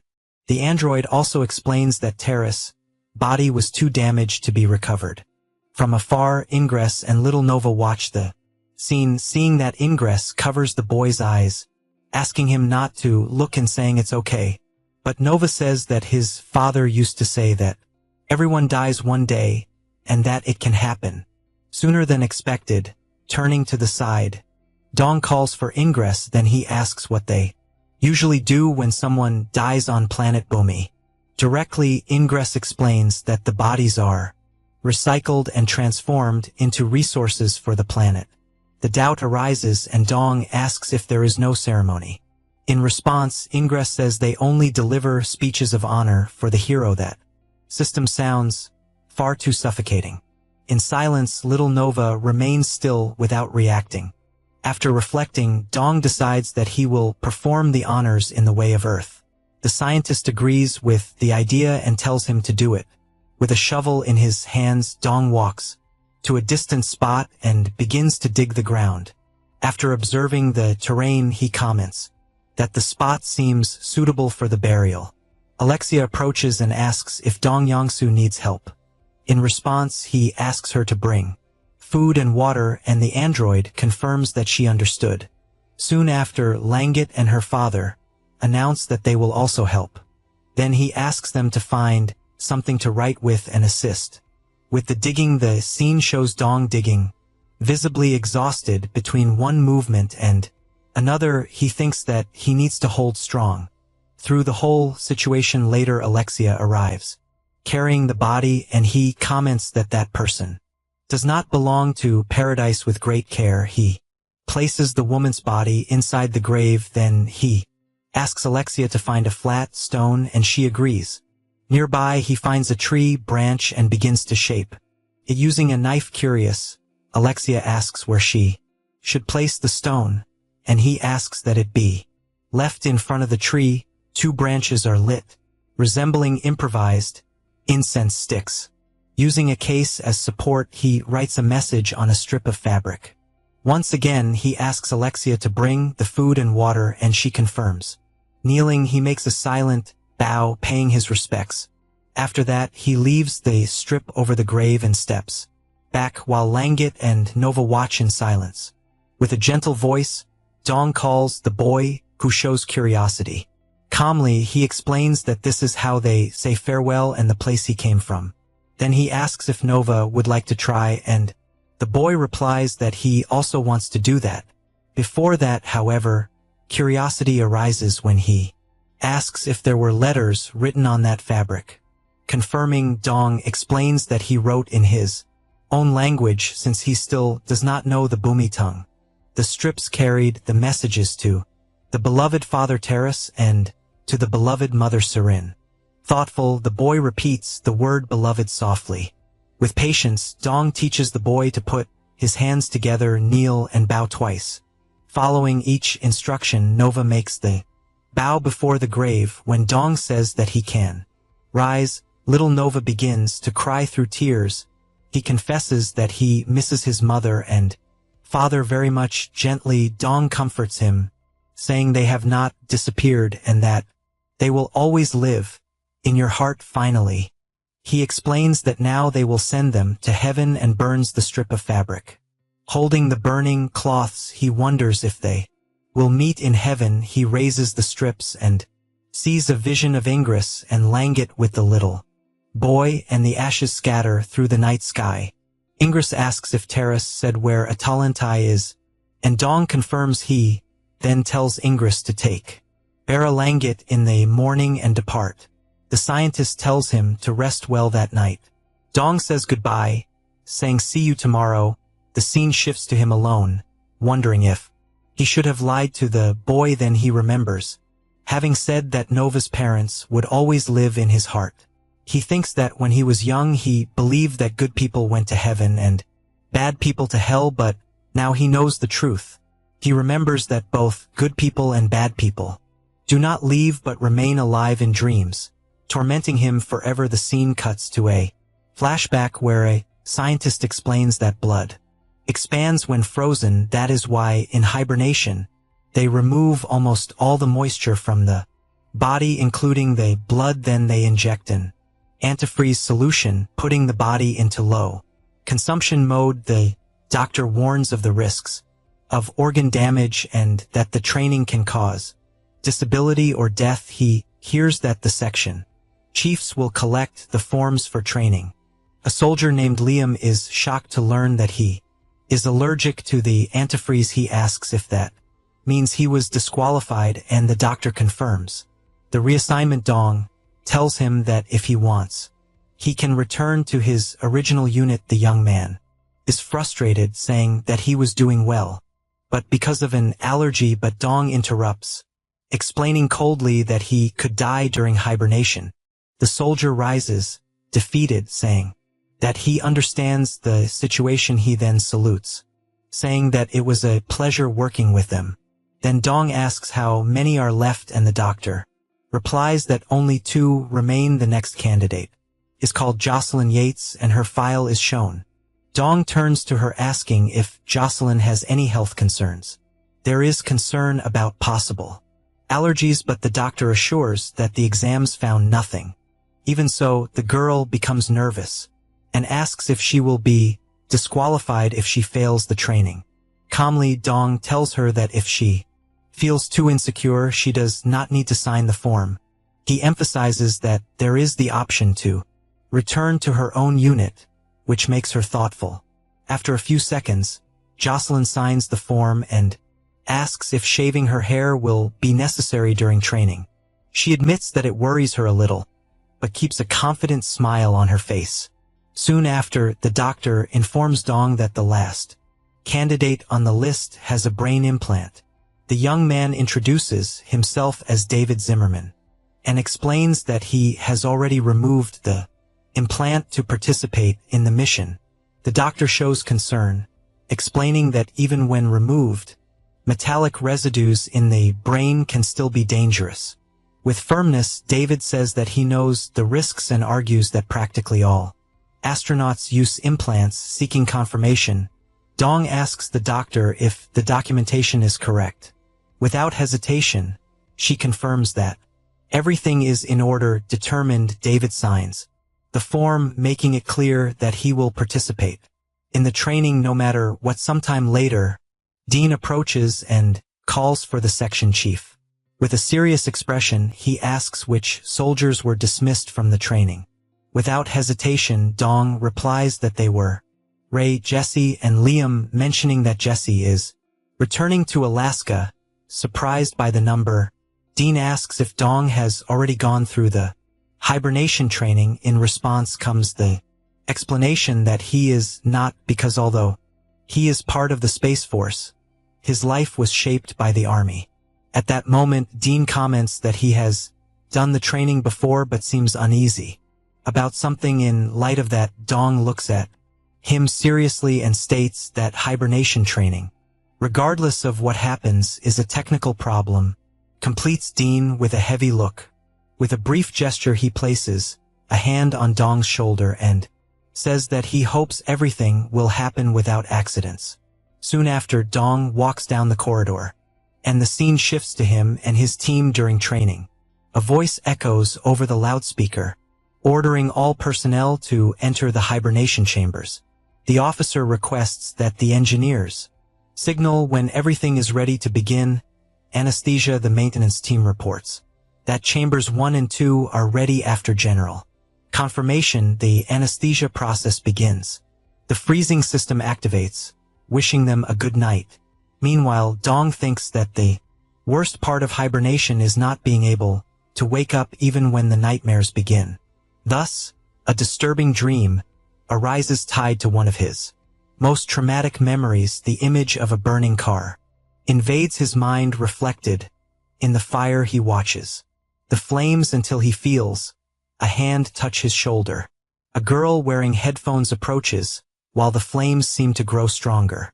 Suddenly the nightmare breaks, and Dong wakes up startled in a hospital bed.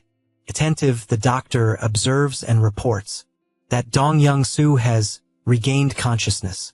Without wasting time, his first question is whether the team members are all right. A bald colleague appears jokingly, saying that that body is still alive. Another soldier comments that although 2 weeks have passed, it felt like only a nap. Hearing that, Dong feels great relief and gives thanks that everyone is fine. A faint smile appears on his face. Suddenly, however, a terrible memory invades his mind. Someone faints and falls from the stretcher, causing panic to spread through the hospital. A voice shouts that a crew member has collapsed and asks them to check his breathing. Confused, Dong thinks that it can only be a nightmare and remembers that he is on planet Bumi. He tries to convince himself that it is nothing more than exhaustion from the previous day's battle. Trapped in his own memories, he questions why that dream refuses to end. Back in the present, Lenget points excitedly toward creatures that resemble llamas. Curious, Dong asks what those things are. In response, she says it is also her first time seeing them. As they approach, little Nova shows some fear of the creatures, and the aircraft finally lands, ending their journey and escape from the Gyaritas. Dong asks Alexia if she knows what happened to the Edelandi, but the android has no answer. Ingers warns that the ship's battery is almost out, asking everyone to prepare for landing. He asks Nova if the boy remembers which tunnel they came through. The boy is not sure but recalls a device at his father's waist when they exited. With that information, Ingers says he has a rough idea where it is. Suddenly Nova lets out a cry of surprise. Dong asks what it was and sees a small white animal running between the leaves. Lenget explains that it is a creature called Rabba. Ingers asks if it is not beautiful and Nova agrees, finding the animal cute. Lenget offers to catch the creature, for the boy leaving Nova confused. Then Dong explains to her that they need to catch the animal in order to eat it. Lenget understands and with a precise strike captures the small Rabba. Then Ingers spots a cave and suggests they spend the night there. Already inside the cave they prepare a campfire and Lenget returns from an exploration. Lenget comes back cheerful, announcing that she managed to catch 2 Rabba for dinner. Dong's mouth waters and he tells them to eat quickly. They place the meat to roast over the fire. Ingers removes the meat, saying that it is well cooked and that they can eat first. Then Dong offers a piece to Nova, asking the boy to try it, but the boy feels sorry, remembering the cute creature from before. Dong even jokes, saying that if Nova will not eat, he will have to eat it all himself. Then Alexia warns that alien meat can cause problems because it has different proteins. He asks so what, and the android says she will perform an allergy test on him. She rubs a piece of the meat on Dong's hand, and he watches his skin begin to react. Alexia reports that the reaction was severe and that he should not eat. Leaving Dong frustrated, he then asks Nova if the boy wants to eat mushrooms. And the boy makes a disgusted face, seeing that Dong says that he is right. Because one must eat meat to grow strong, Ingers takes the chance to ask Nova who taught him his Paluma abilities. The boy replies that he learned everything from a master named Paraka. Ingers asks in surprise if Master Paraka is still alive. Nova explains that they fled the village when it was attacked and does not know what happened to his master. The scientist becomes thoughtful, concluding that worries seem to have no end. Dong thinks it would be better to rest, but wonders if he should have brought his guitar. Calling for Alexia, Dong asks if the recovered plasma cutter was very damaged. The android explains that the compressor needs repairs, but the magnetic field control still works. An idea arises and he asks if it would be possible to produce sound by connecting the device. Alexia raises her hand and asks if he would like to try around them. The other Boomians watch curiously as Dong begins testing the device. With Alexia's help, he adjusts the frequency until he manages to emit the note E. Attentive to detail, Lenget notices the use of electromagnetic fields and he confirms it. He then explains that he converted the fields interference into sound through Alexia. Delighted, Lenget comments that his posture resembles someone playing a guitar.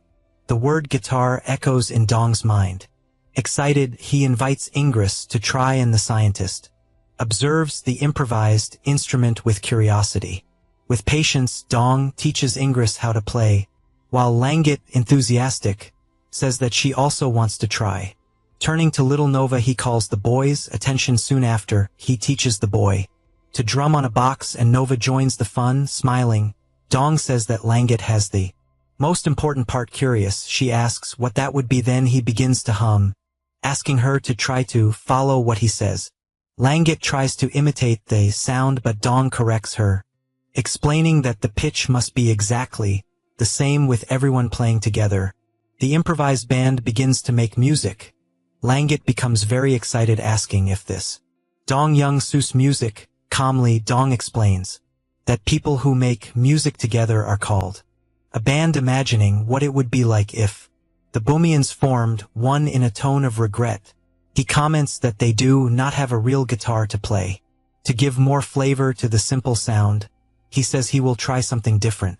In his hands, he takes his friend's journal and wonders if he should add a rap using Dean's lyrics. Soon after, he asks them to try creating a melody over the rhythm he set. Thus, he begins to hum the rap while Langat tries to follow, curious. The song continues with his friends, words speaking about what truly matters in life. In silence, they all lift their eyes to the starry sky, enjoying that rare moment of peace in music. The next morning, the conversation arises about the plan to find the ship's wreckage. Dong confirms that it will be necessary to pass through the village but emphasizes that the traitors must be avoided at all costs. Upon reaching the entrance to the village, he makes clear that he wants to avoid an urban battle. Turning to the group, he informs them that they are part of the Northern Research Team. Observant Ingress comments that the landscape is quite different from what they were used to seeing. Drawing attention, several scattered crosses make Dong deduce that they are the structures mentioned by Nova. With some humor, Ingress says that the place looks like a metal album cover. Calmly, Langat explains that it is part of an ancient defense system and asks them not to worry. A strong sweet smell fills the air, making Dong ask if Ingress is alright with the pheromones. Uncertain, Langat comments that she cannot tell whether the smell comes from a Jarita or a Bumian, but she senses something refined in. Confirming, Ingress warns that the odor is all over the village and orders everyone to put on their helmets. Once protected, Dong asks Nova if he knows where the villagers went. Uncertain, the boy says that he fled during the fight but points out that the battle happened on one side of the village. Curious, Ingress asks how many enemies took part in the conflict. In response, Nova says there were about 200 villagers defeated by the enemies, finding the place too quiet for such a large force. Langat asks why Nova is not wearing a helmet. Patiently, Ingress explains that due to Paluma training he has much greater control over chemical signals. Seeking to understand, Dong asks if that relates to the ability to control Jeridas in the sea. The scientist replies that it is a rare ability based on using the right pheromones at the exact moment. Curious, Nova asks if Dong cannot sense pheromones. As an explanation, he says that on his planet pheromones are used mainly by insects, such as ants and bees. The revelation comes next when Ingress explains that Paluma does not only control the Jeridas but also the Bumians themselves. Shocked, Dong asks how that kind of control works didactically. The scientist explains that it all happens through the sending of signals such as orders to attack or to stop. Continuing, he states that the emotions of those exposed to the pheromones synchronize with the order received. Repeating aloud, Langat mentions attack or stop, highlighting the simplicity of the command. In light of that, Dong realizes how dangerous the Paluma ability is. Seeking to reassure him, Ingress says that the helmets offer protection and that they can also use pheromones.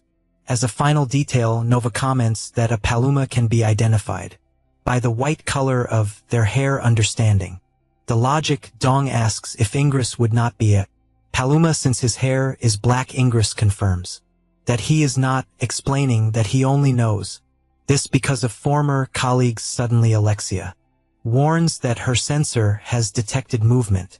She reports that there is a presence at 12 o'clock, human-sized. Langat senses the danger and shouts for them to retreat. For now, Dong begins to run and asks Alexia to locate the target precisely. But the android warns that she detected movement from above. Dong barely has time to react when a masked warrior jumps toward him. The enemy attacks him with a sword, but Dong manages to block the blow. He counterattacks with a shot from his weapon, hitting the warrior's helmet, but the masked one is fast and delivers a powerful kick, disarming him. The enemy's helmet breaks, revealing a Bumian face marked by a red eye. Shocked, little Nova wonders if that could be his master. Without giving him time to react, the warrior releases red Smoke preparing for a new attack. Ingress asks if that really is Paraka. Nova shouts desperately for his master to stop, but he does not hear. Langat prepares to shoot, but Paraka advances quickly. He dodges the shots with his sword. The master attacks Dong, who defends himself from the blows. Paraka manages to disarm him and strikes his helmet with a swift move. The enemy jumps and spins his sword. Dong does not understand how he was hit, feeling the impact of the blow. Langat shouts for Dong. Yangsu worried. Smoke begins to come out of Dong's helmet. He falls to the ground, suffocating, saying that he cannot breathe. Langat realizes that she cannot use her long-range weapon. She activates her powers, her eyes turning yellow, releasing red smoke with her weapon. Transformed into a sword, she prepares for combat. Paraka faces her, ready for the duel. About to begin, Langat charges fully to attack, but a mysterious voice shouts for them to stop. The fight halts and a woman orders Paraka to retreat. She apologizes for the attack, revealing that the warrior's name is indeed Paraka. Meanwhile, Dong remains on the ground, unable to breathe. Langat notices that the tube of his helmet was cut and offers hers. But Dong refuses, feeling dizzy. Langat removes his helmet and is startled by his facial reaction. Dong tries to catch his breath with several red patches on his skin. Alexia explains that it is an immune reaction due to pheromones in the air. She says that they first need to give him oxygen and then find a remedy. Nova offers to control the pheromones if that is the problem. The mysterious woman approaches and asks if they are the owners of the ship that crashed nearby. She comments that the ship had many interesting technologies.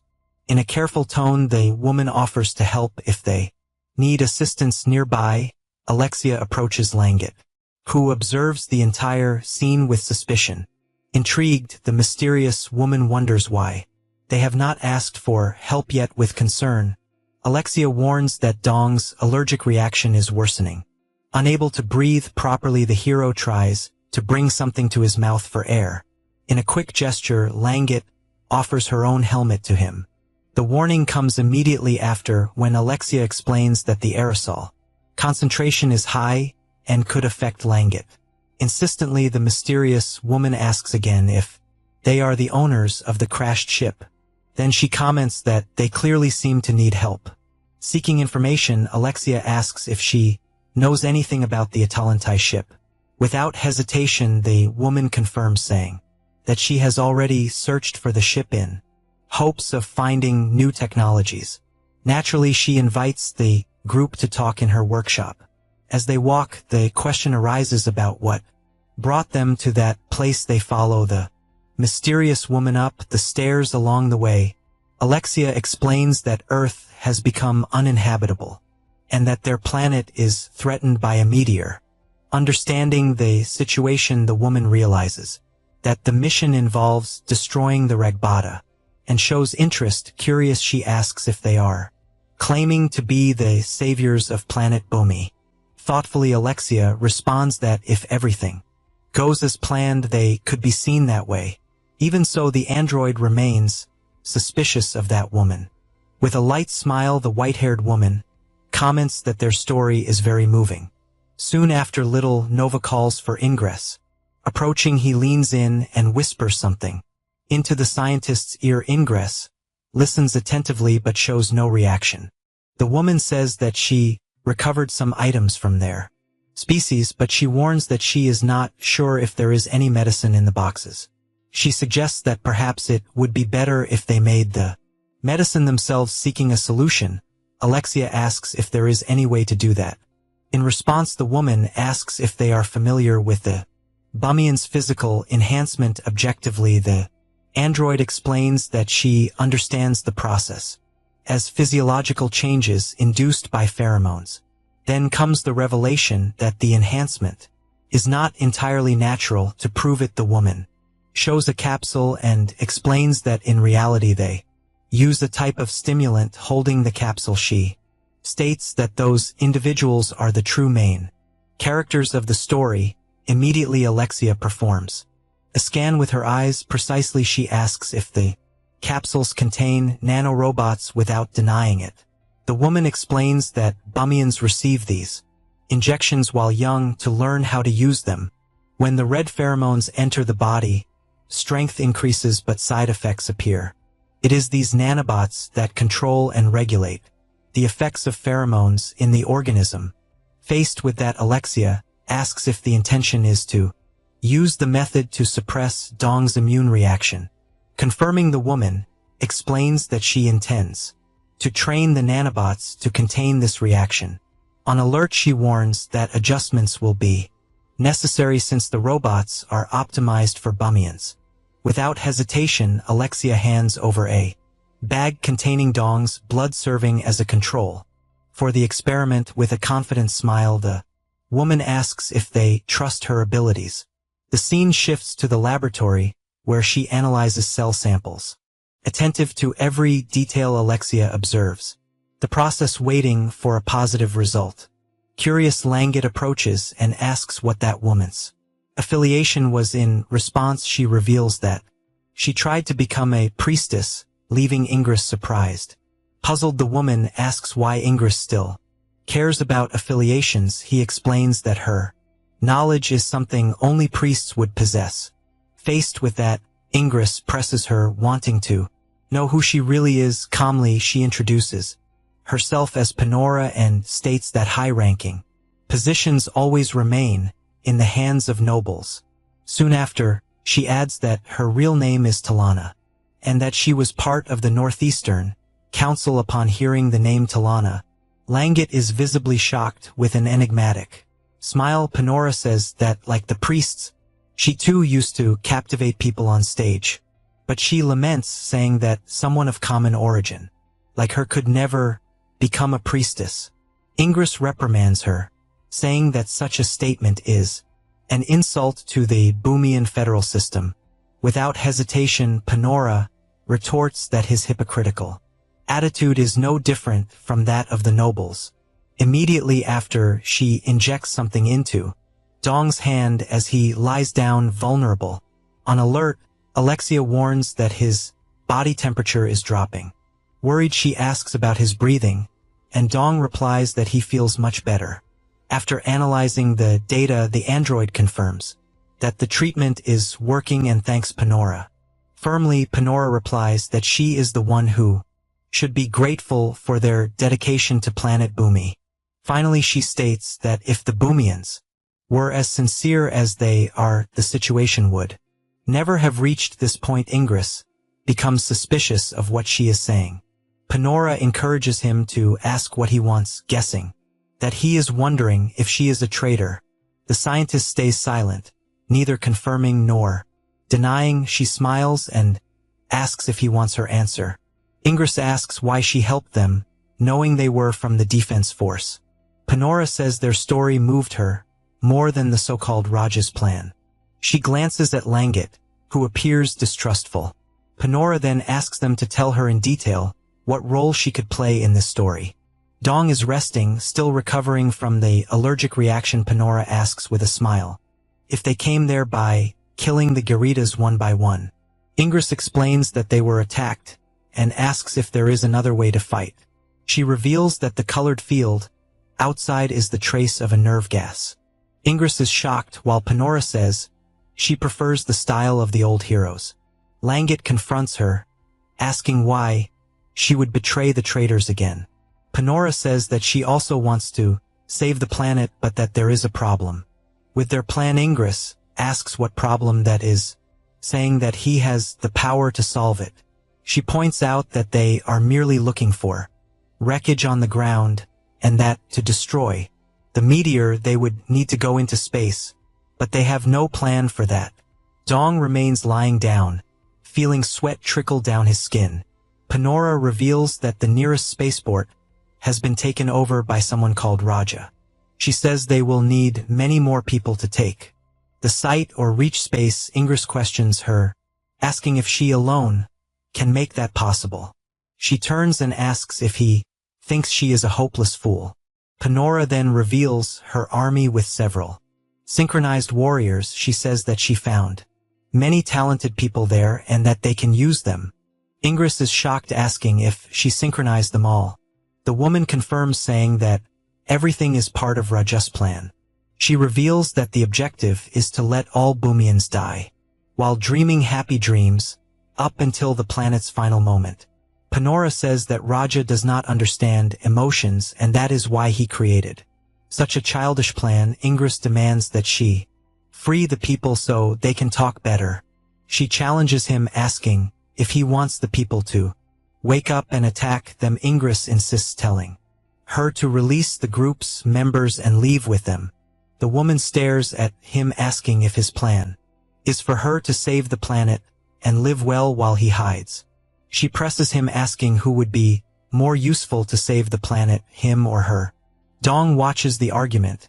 Still recovering, he reflects that although Ingress' reasoning is correct, Panora's plan does not seem wrong. Dong thinks that if Ingress accepted her help, they could easily gain troops.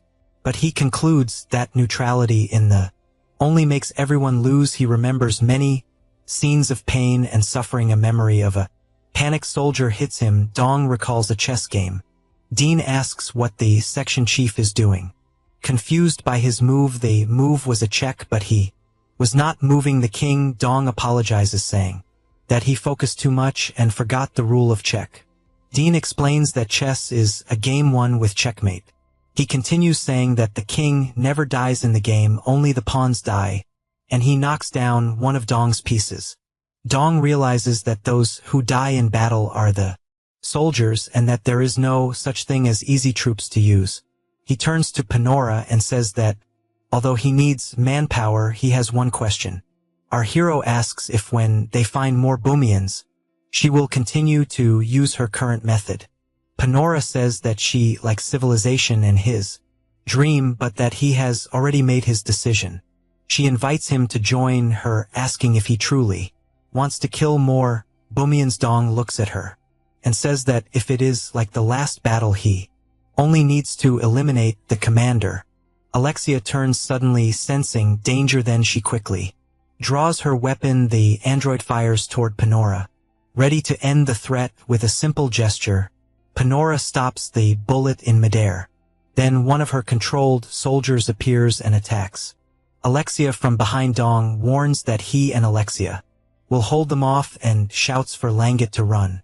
With a knife in hand, he charges forward, but is quickly surrounded and knocked down.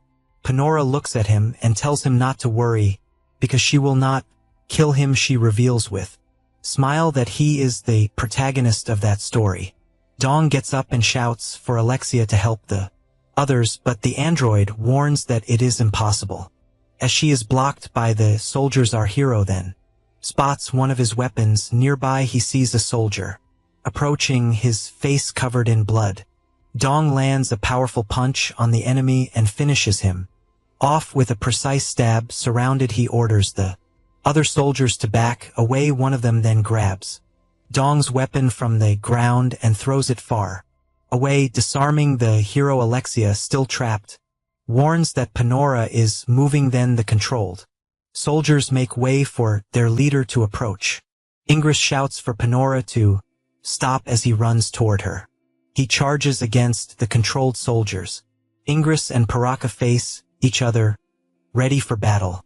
The scientist shouts for Langat to enter the hole just ahead. The two run and throw themselves into the passage, but Panora's soldiers keep chasing them. Already inside the tunnel, Ingress says it is a defensive passage and that they can rest. He is impressed by Panora's ability to control so many people at once. Ingress wonders if the pheromones are being released by the sprayers outside. He concludes that he needs to reach the control room and operate the sprayers. Suddenly, Ingress notices something wrong with his daughter. Langat is trembling, affected by the pheromones, but Nova holds her. The boy runs ahead, trying to stop her. Ingress shouts Langat's name, but she is already under Panora's control. Little Nova holds her tightly, shouting for her not to go. Nova keeps trying to restrain Langat. Ingress shouts for his daughter to wake up from the mind control, but she breaks free from Nova and threatens to strike him with her weapon. The boy falls to the ground. Stunned Langet then pins Nova down, ready to attack. Ingress wonders if it is because she is without a helmet. He realizes he must act as Langet continues trembling. Ingress removes his own helmet, showing his determined face. He approaches and shouts for Langet to run. The scientist warns that the operation has failed and orders her to flee in that direction. Langet, still confused, only hears her father's name. He commands her not to look back. He is sacrificing himself for her, and he urges her to hurry and escape. The girl calls for Nova. Langet turns and says they will follow the original plan, asking for the control room's location. Nova agrees and tells Langet to follow him. The two start running down the dark corridor. Ingress, still fighting, reports that Dong and Nova are heading to the control room. Dong volunteers to provide support and asks how to get there. Langet turns and asks if Nova knows the path to the control room. The boy shouts that they need to go straight ahead, take an elevator, and go to the lower floor. Dong, still restrained, asks Alexia to separate the soldiers holding him. The android warns that she can only do that if he authorizes the use of violence against the Boomians. She asks if Dong approves the action. Our hero approves, but with the condition that Langet, Nova, and Ingress are not harmed. Alexia confirms that she understands the order. She prepares to fight, with her eyes glowing. The android unleashes all her power. She attacks the full force. Without wasting time, Alexia begins clearing a path for Dong. The android displays incredible strength, taking down the soldiers one by one. She moves through them without showing mercy. With the enemies fallen to the ground, the advance continues without hesitation. Amid the battle, she manages to recover Dong's weapon. Without thinking twice, she uses it to strike down the remaining soldiers. Soon after, Dong joins the fight, immobilizing one of the warriors. Realizing the situation, the Boomian understands that he is lost. In a final effort, Dong delivers a powerful blow to one of the soldiers. Dong shouts for Alexia to run ahead toward the elevator. Our hero keeps fighting, clearing the way for the android. He spots the elevator but sees it full of soldiers. Dong realizes the situation is madness. On the lower floor, Langet and Nova find a strange machine. Nova explains that it seems to be a device that converts Gurita pheromones. Langet understands and tells Nova to hide somewhere safe. Langet positions herself with her weapon, ready to destroy the machine. The machine opens, revealing a strange creature. Panora asks if Langet thinks everything will end if she destroys that thing. She warns that if her command signal is cut, the controlled Boomians might end up killing each other. Panora says her goal is to save as many people as possible. A soldier approaches Langet, who lies on the ground defenseless. He attacks, but she manages to defend herself with her weapon. The two face each other, ready for a duel. Langet presses a button on her weapon, preparing an attack. She dodges the enemy's strike and manages to block the blow with her sword. The spark of battle lights up Langet's face. A monster appears, saying that he does not want to kill her either, and with a powerful strike, he throws her to the ground. One of Panora's controlled soldiers falls from above. Langet remains on the ground, preparing to fight. The soldier attacks her, but she manages to defend herself. Raja, the creature controlling Panora, says it is not her fault that the world has become this way. Panora explains that the blame lies with the greed of the elders. Langet, still pinned down, seems to tremble with anger. Nova shouts, warning that the central tank is a mixer. Panora simply watches him, her expression unchanged. Back at the elevator, Dong confirms entry and prepares to fight. He says he heard that something was placed in his blood to neutralize the allergic reaction. Our hero cuts his own finger, releasing blood filled with nanobots. Panora is impressed by Dong's ability to set up such a turnaround. He looks at her expression. Dong realizes that by the look of things they are doing the right thing. Ingress above laughs, ready to put the plan into action. Ingress is surrounded by controlled soldiers with a single cut. He releases a drop of his own blood. The sprayers outside begin to operate. They release Ingress' blood. In the form of gas, one of the controlled soldiers blinks, regaining consciousness. Langat calls her father's name, confused. Ingress asks if Paraka is regaining consciousness. Gradually, the soldiers begin to awaken. From mind control, they look around, confused about what is happening. Dong approaches the machine and shouts for Panora to give up. Panora says she never wanted to follow that plan. She continues saying that now she has no other choice. Dong asks what plan she is talking about. A sleeping Garida opens its eyes, glowing red. Suddenly, several Garidas emerge, ready to attack. Raja asks what plan he wants to know about. The Bhumian soldiers look terrified. Several Garidas burst from the ground. One of the soldiers is attacked from behind. A Garida strikes Paraka from the back. Raja reveals that his plan is to kill every Bhumian present. Dong asks in shock if she intends to kill everyone. She says those people chose their own safety over the survival of their species. Panora states that it would be better for Dong to join them instead of siding with hypocrites. In a swift motion, Alexia attacks one of the Garidas to protect Langat during the fight.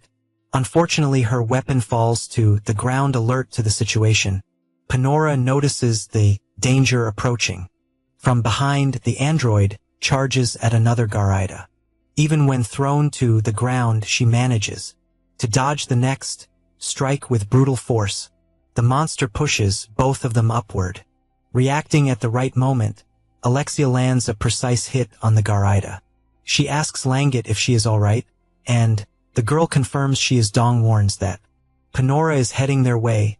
A soldier falls to the ground. Defeated, Dong retrieves the fallen soldier's weapon. He advances and attacks the Garida with his sword. Dong shouts to Alexia, asking for fire support. The android warns him to move away from the monster. She takes position and fires her powerful weapon. The shot hits the Garida's eye directly. Dong shouts for Panora to give up as the monster writhes in pain. He approaches but realizes Panora has vanished. Our hero looks around, searching for her. He spots her atop the monster and alerts Alexia. Suddenly, purple energy begins to emanate from the Garida. Enveloping Dong, Langat shouts for Dong to watch his step. Our hero falls amid the purple energy, but says he is fine. He says he was lucky to fall to the ground, though it will be hard to get up. Dong informs Alexia that Panora is moving outward and that he will track her. The android says she understands, and Dong runs toward the exit. He sees Panora standing on the Garida as it charges into the battlefield.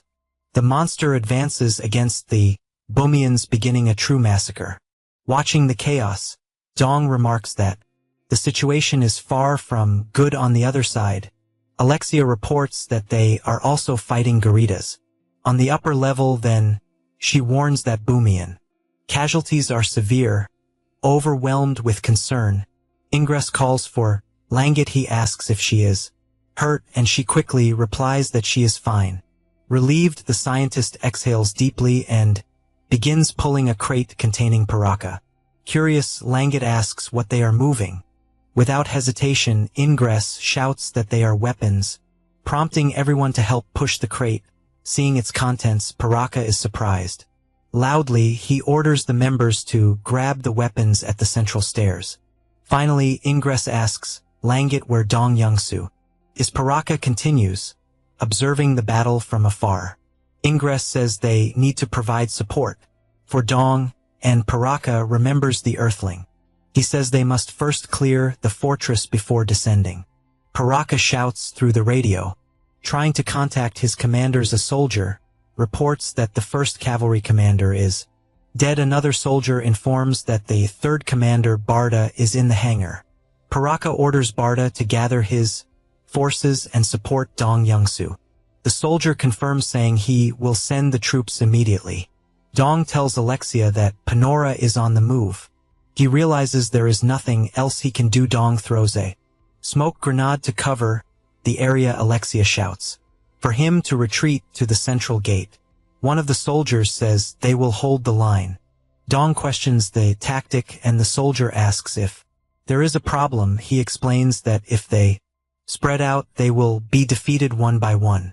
The soldier understands that the plan is to concentrate the attack on a single point. From above, Paraka shouts for Barta to follow Dong's orders. He continues, saying that they will provide support at the gate. Barta agrees, saying that he also likes that operation. Dong plants a flag in the ground, assuming command. Alexia warns that it is time to receive the commander's insignia and focus on his role. With the flag in his hands, she compares the situation to the Battle of Gaugamela. According to Alexia, it is now up to him to be the Alexander of that battle. Her analysis continues, drawing direct parallels to the historical conflict. She explains that the balance of forces resembles the clash between Alexander and Darius.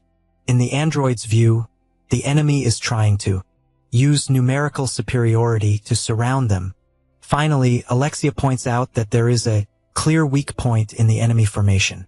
She explains that the density of the troops is uneven, creating gaps. Alexia concludes that they must attack those vulnerable points to cause a chain collapse. She reinforces that Dong's role is to lead the cavalry in a direct assault on the center. Dong advances on his mount, ready for battle. A giant Garaida faces him, preparing to fight. Barta shouts that he will handle that monster. He charges forward, but the Garaida is faster and strikes him. One of the soldiers prepares a flare and fires it at the Garaida, distracting the monster and saving Barta. Charging without hesitation, Alexia cuts a path through the. Amid the chaos, Dong shouts for the cavalry to turn left. Without stopping, he orders that Panora be captured at the center of the formation. Following his command, the cavalry advances, firing at the Garidas from a distance. Dong observes the clash, fully focused on strategy. With agility, he manages to climb onto the giant Garaida. From above, he warns that there are traitors nearby and orders everyone to be careful. With their shots shouting, he informs Barta that he will climb the Garaida to capture Panora. Then he orders that the left flank attack continue without pause. With his mount in motion, Dong charges straight into the fight in a precise leap. He abandons the bike and lands on the monster's body. Surprised by his sudden arrival, Panora turns around. The attack comes fast, but she dodges easily. She wonders with a smile if her power will work on Dong as well. Panora begins to chant a mantra, trying to control his mind. Dong fights against the influence as she continues to speak. He fires, but the shot is blocked by one of her soldiers. Dong keeps struggling, trying to break free from the mental control even under pressure. He resists and stays focused on the battle. Preparing to counter, the hero makes it clear that he will not be controlled so easily. Suddenly, one of Panora's soldiers charges.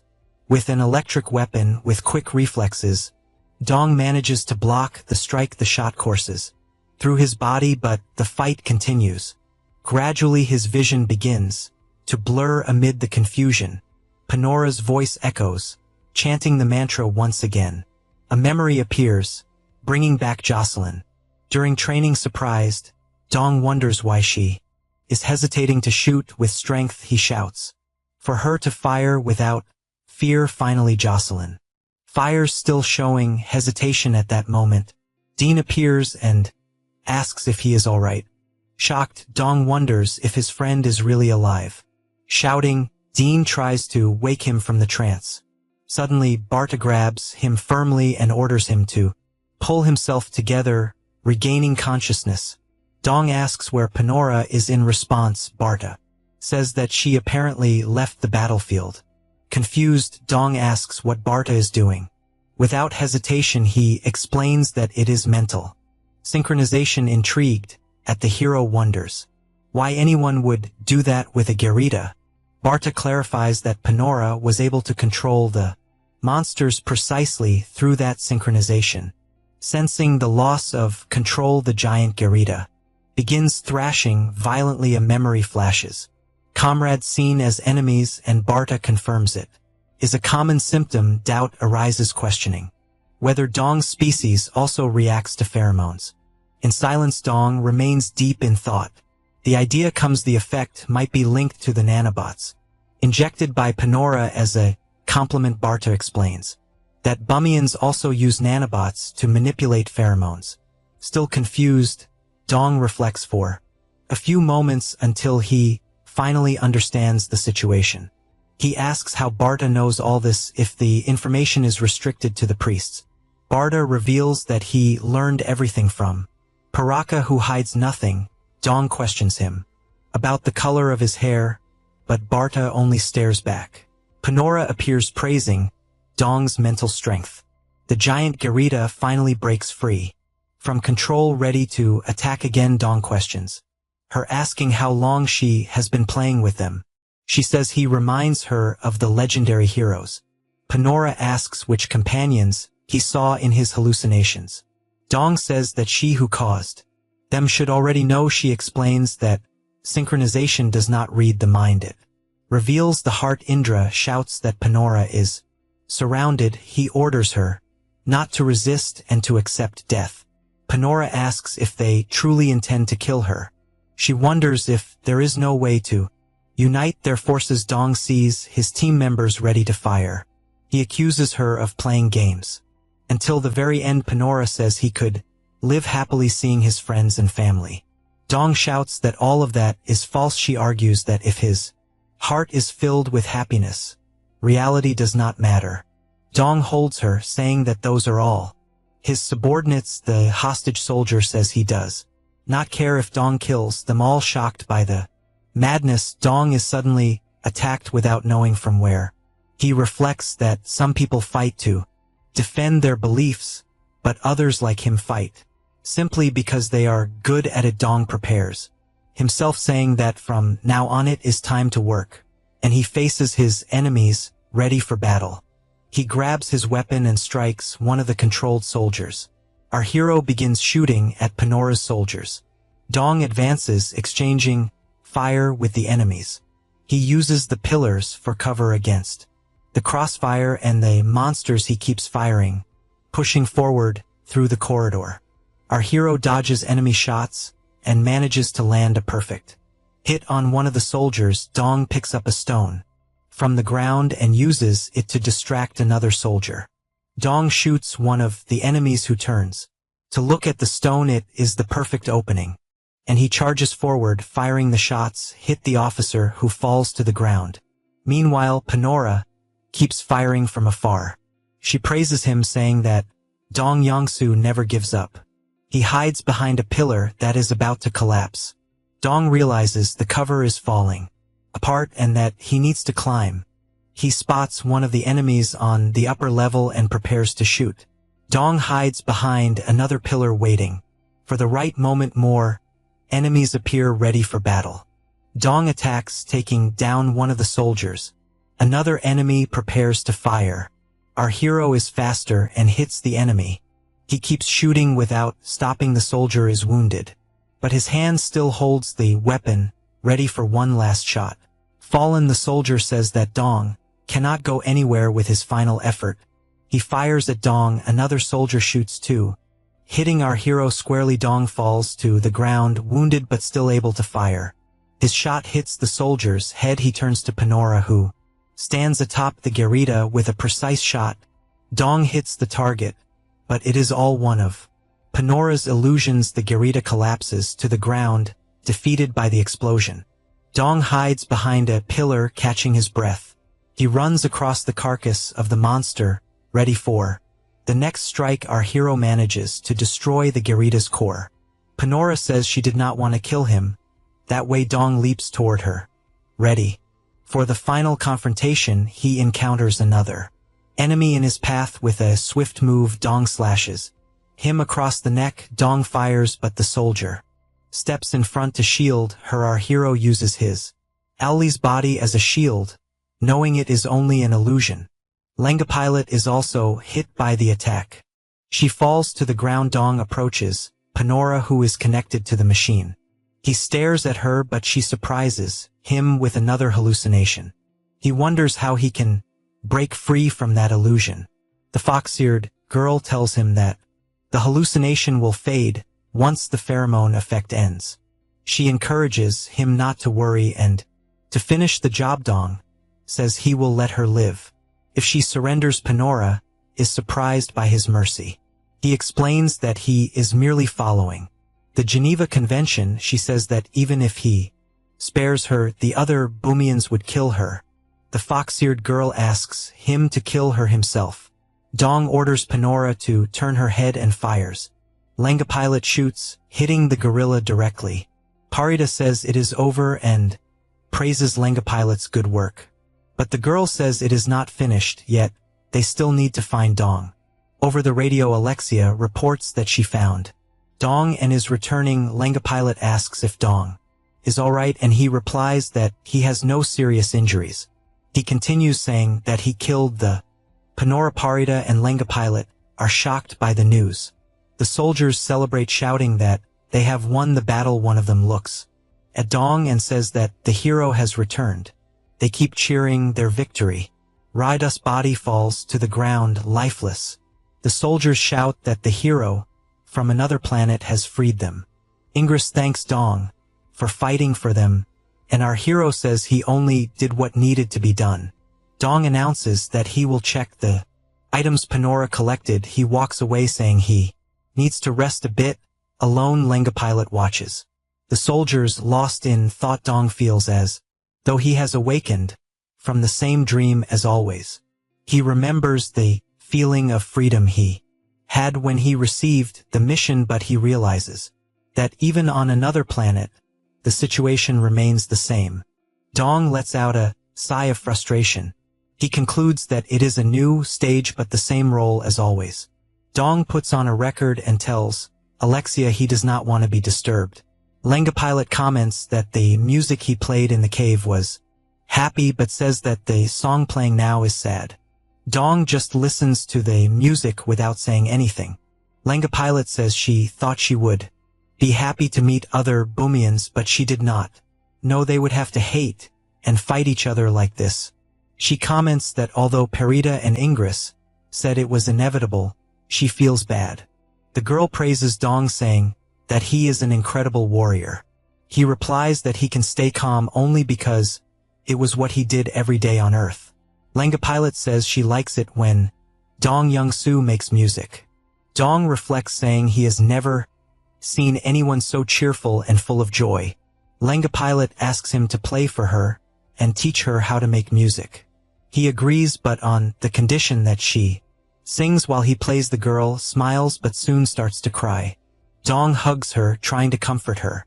Later he picks up the guitar and says that enough of sad stories. Alexia approaches, worried about the trauma he might have suffered.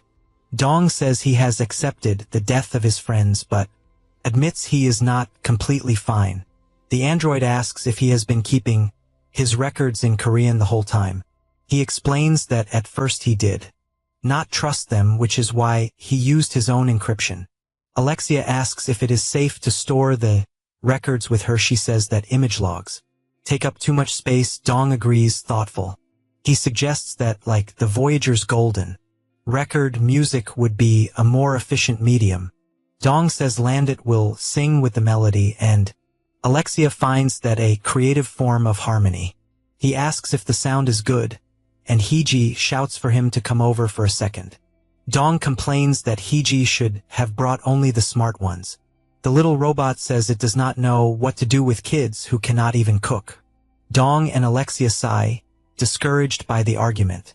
Meanwhile, Barda and Nova are startled to see a giant tentacle. Alexia explains that if they proceed, information exchange will become possible. Dong asks Alexia to organize the records while he teaches Heiji. The little robot asks if Alexia can suggest an efficient storage method. Alexia suggests creating a virtual machine so they can communicate. Heiji reports that they are recording data about the planet Bumi. Alexia explains that since their computer languages differ, they cannot communicate directly. Heiji compares the idea to mental synchronization between computers. After exchanging glances, Alexia and Hiji agree to try the experiment, believing Ingress will like the idea with anticipation. Ingress comments that if the experiment works, many systems could be connected. He then says the translation tools are loaded and asks them to begin data exchange without delay. Alexia initiates the connection protocol. Inside the virtual machine, she appears in a humanoid form, drawing attention with her surprisingly beautiful appearance. Observing the environment, the other woman remarks that the space is empty and now needs to be filled in. Agreement. Alexia says that this represents only the beginning. Suddenly, Rebba's first reaction is a cry of pain. On instinct, Langet grabs him, trying to calm him. Even so, the creature breaks free and runs away. After the incident, Langet comments that somehow killing does not feel like the right choice. She crouches down, thoughtful, feeling that something is not right. Breaking the silence, the other woman says the work is almost finished. Calling Hige, she says there is something he can help with. Finally, Alexia reveals that she wishes to become human, leaving the woman visibly shocked. She explains that the way humans remember is extremely efficient and that they use only the memories necessary for each situation. She adds that her words may sound human, but her virtual image resembles Langet. The woman says she understands that Alexia sees herself as an AI modeled after Langet. Alexia asks her to prepare for future missions. She insists that her appearance is truly her own, and naturally she becomes curious as to why she looks so much like Langet. The woman reveals that Langet is her daughter, and that it is a secret. I confess, I had already suspected it. Ingress announces that the external work is finished. Dong arrives with food and asks how they are doing. He offers some to Ingress, who thanks him. Dong says he feels much better thanks to the nanobots. He comments that because of them he has become more sensitive to mental synchronization. Dong asks under what conditions mental synchronization works. Ingress explains that it neutralizes the mind with pheromones and uses electrical signals. He gives as an example the increase in aggression when Bumian's skin turns red. Ingress concludes that in this state an attack command will make them attack the enemies. Dong concludes that the visions of his friends were a command to think of close people. Ingress confirms, saying that with more advanced devices escaping becomes nearly impossible. Dong says he worries about hallucinating during combat. Ingress shifts uncomfortably but continues the conversation. He shows a guitar he built himself modeled after Dong's. Ingress explains that he modified a plasma cutter so it could be used in combat. Dong is stunned by the gift, unsure what to say. Ingress hands him a pair of headphones, explaining that he can listen through them. Dong thanks him and asks if he can try the guitar. The scientist tells him to go ahead as he cannot work anymore that day. Excited, Dong thanks him and promises to return the favor. Ingress wonders if Earthlings often drink something so strong. Dong sits outside, playing his new guitar. Langet approaches, holding a lantern. He keeps playing, immersed in the music. Langet removes one of Dong's headphones to listen. She asks what song it is. Dong explains that it is a song he made with a friend and that he suddenly remembered it. Langet says she feels happy and sad at the same time. He says that is exactly the feeling he wanted to create with the music. The scene shifts to a flashback where a streamer girl praises his melody. She explains that they decided to make a closing song for the live stream. The girl complains when he talks about money. Before making art, she praises the song, saying it is really good. The streamer suggests the title grand finale for the track. Back in the present, Dong asks if Langet liked it. She says yes, and the two quietly watch the starry sky. A red flower appears amid the codes. The AI representing Langet's mother holds the flower. The android reports that atmospheric composition analysis is now possible.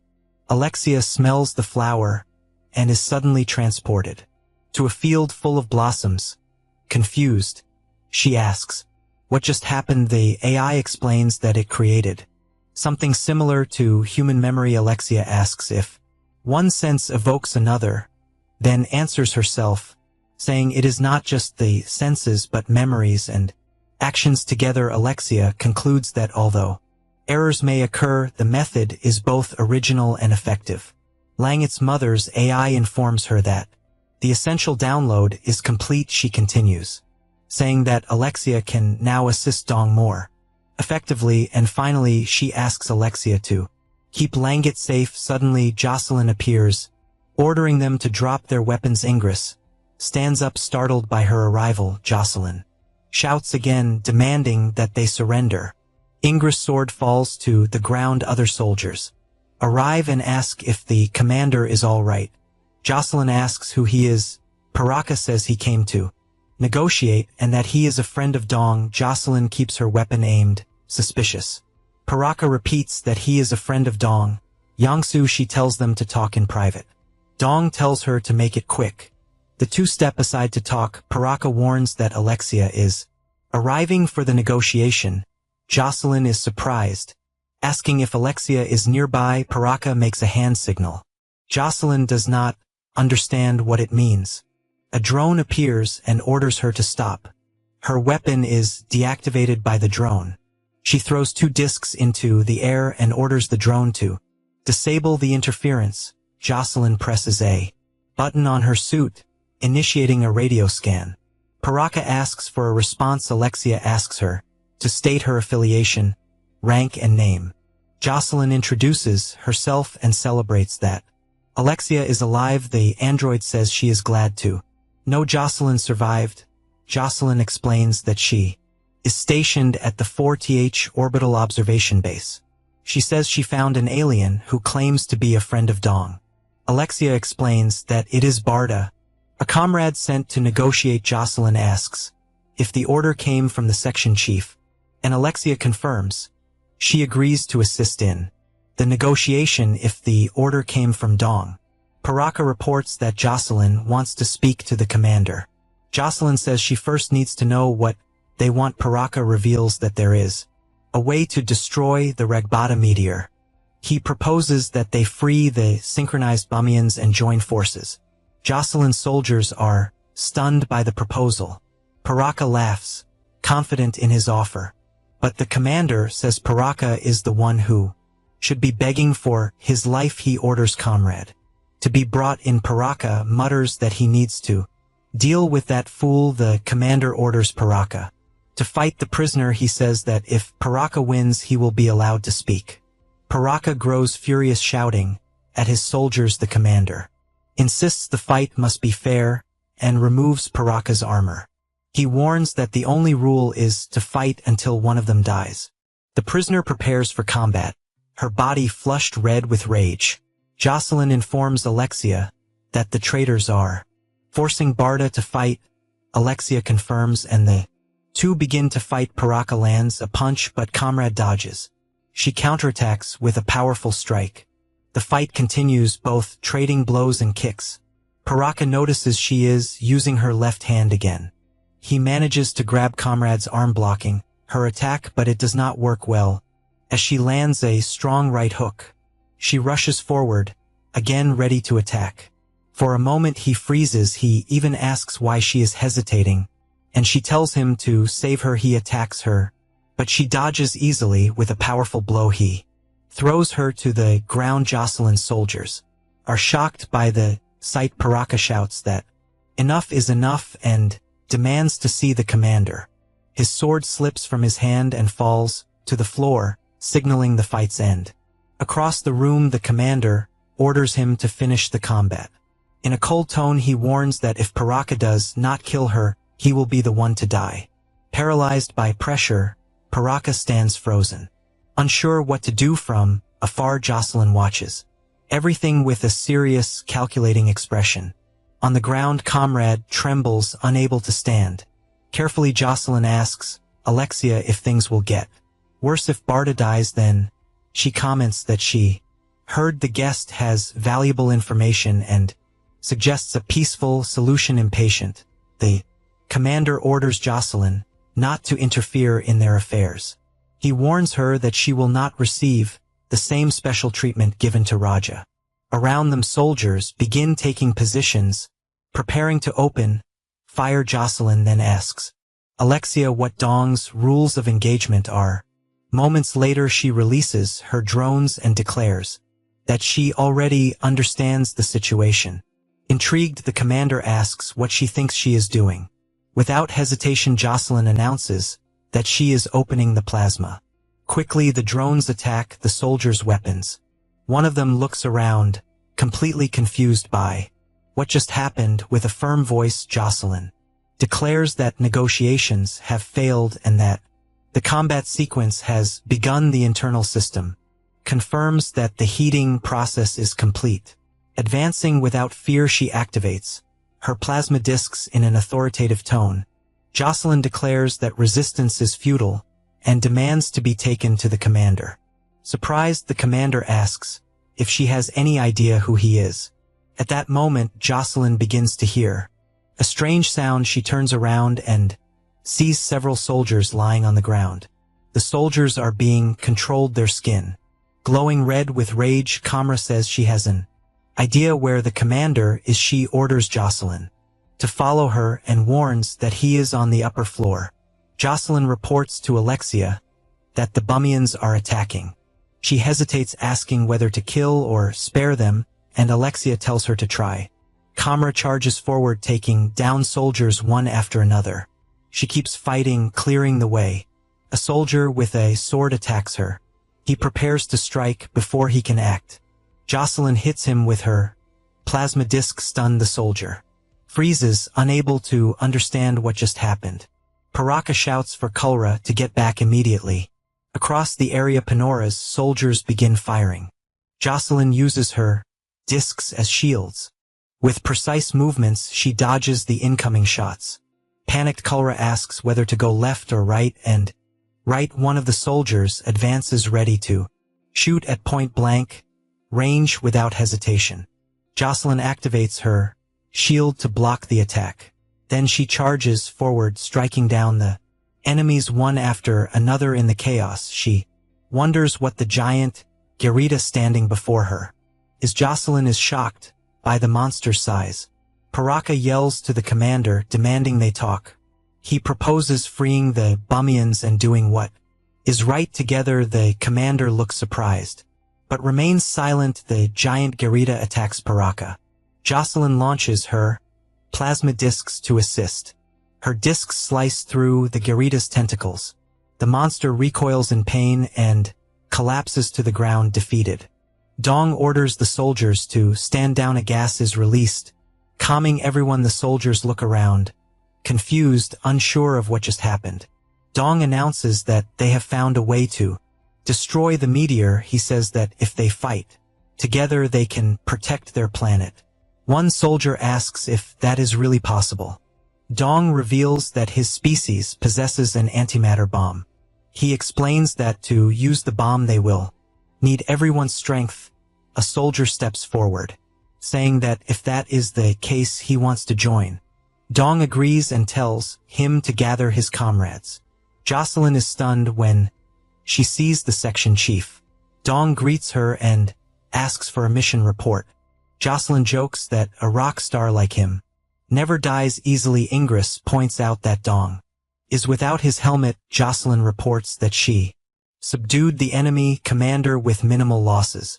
Dong explains that he is searching for the Atalantis engine. He continues, saying that a massive meteor is approaching the planet, and that they are securing control points to observe the surface with satellites. Jocelyn is surprised, saying that the engine is not on the ground. She reveals that it never fell.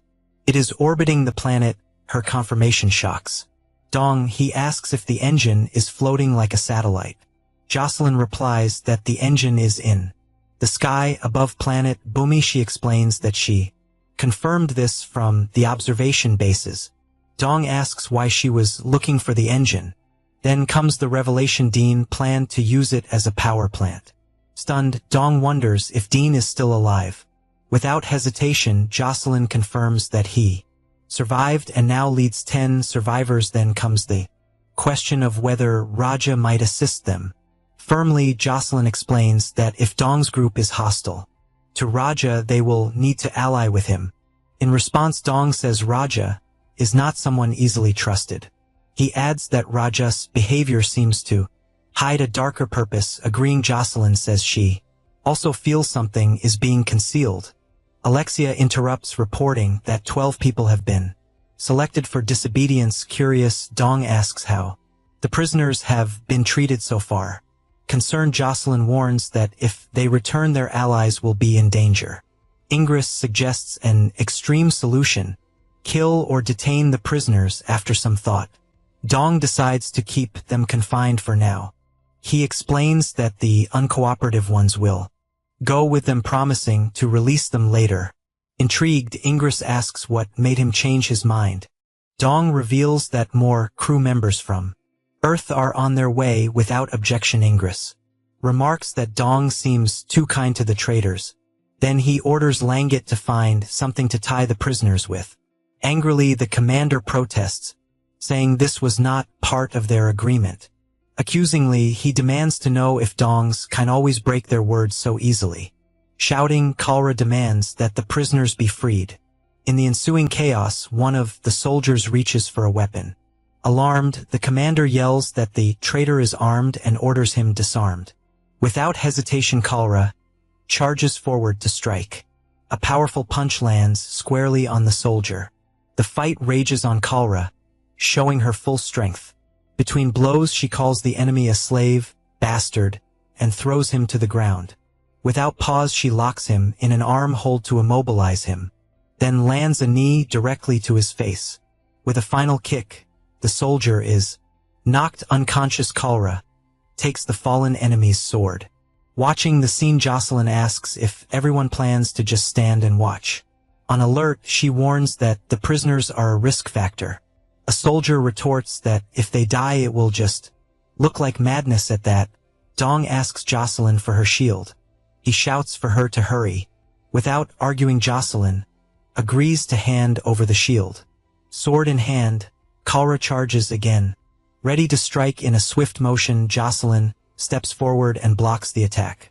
Firmly, she orders Kalra to calm down, seeking answers. She asks who Kalra really is approaching her.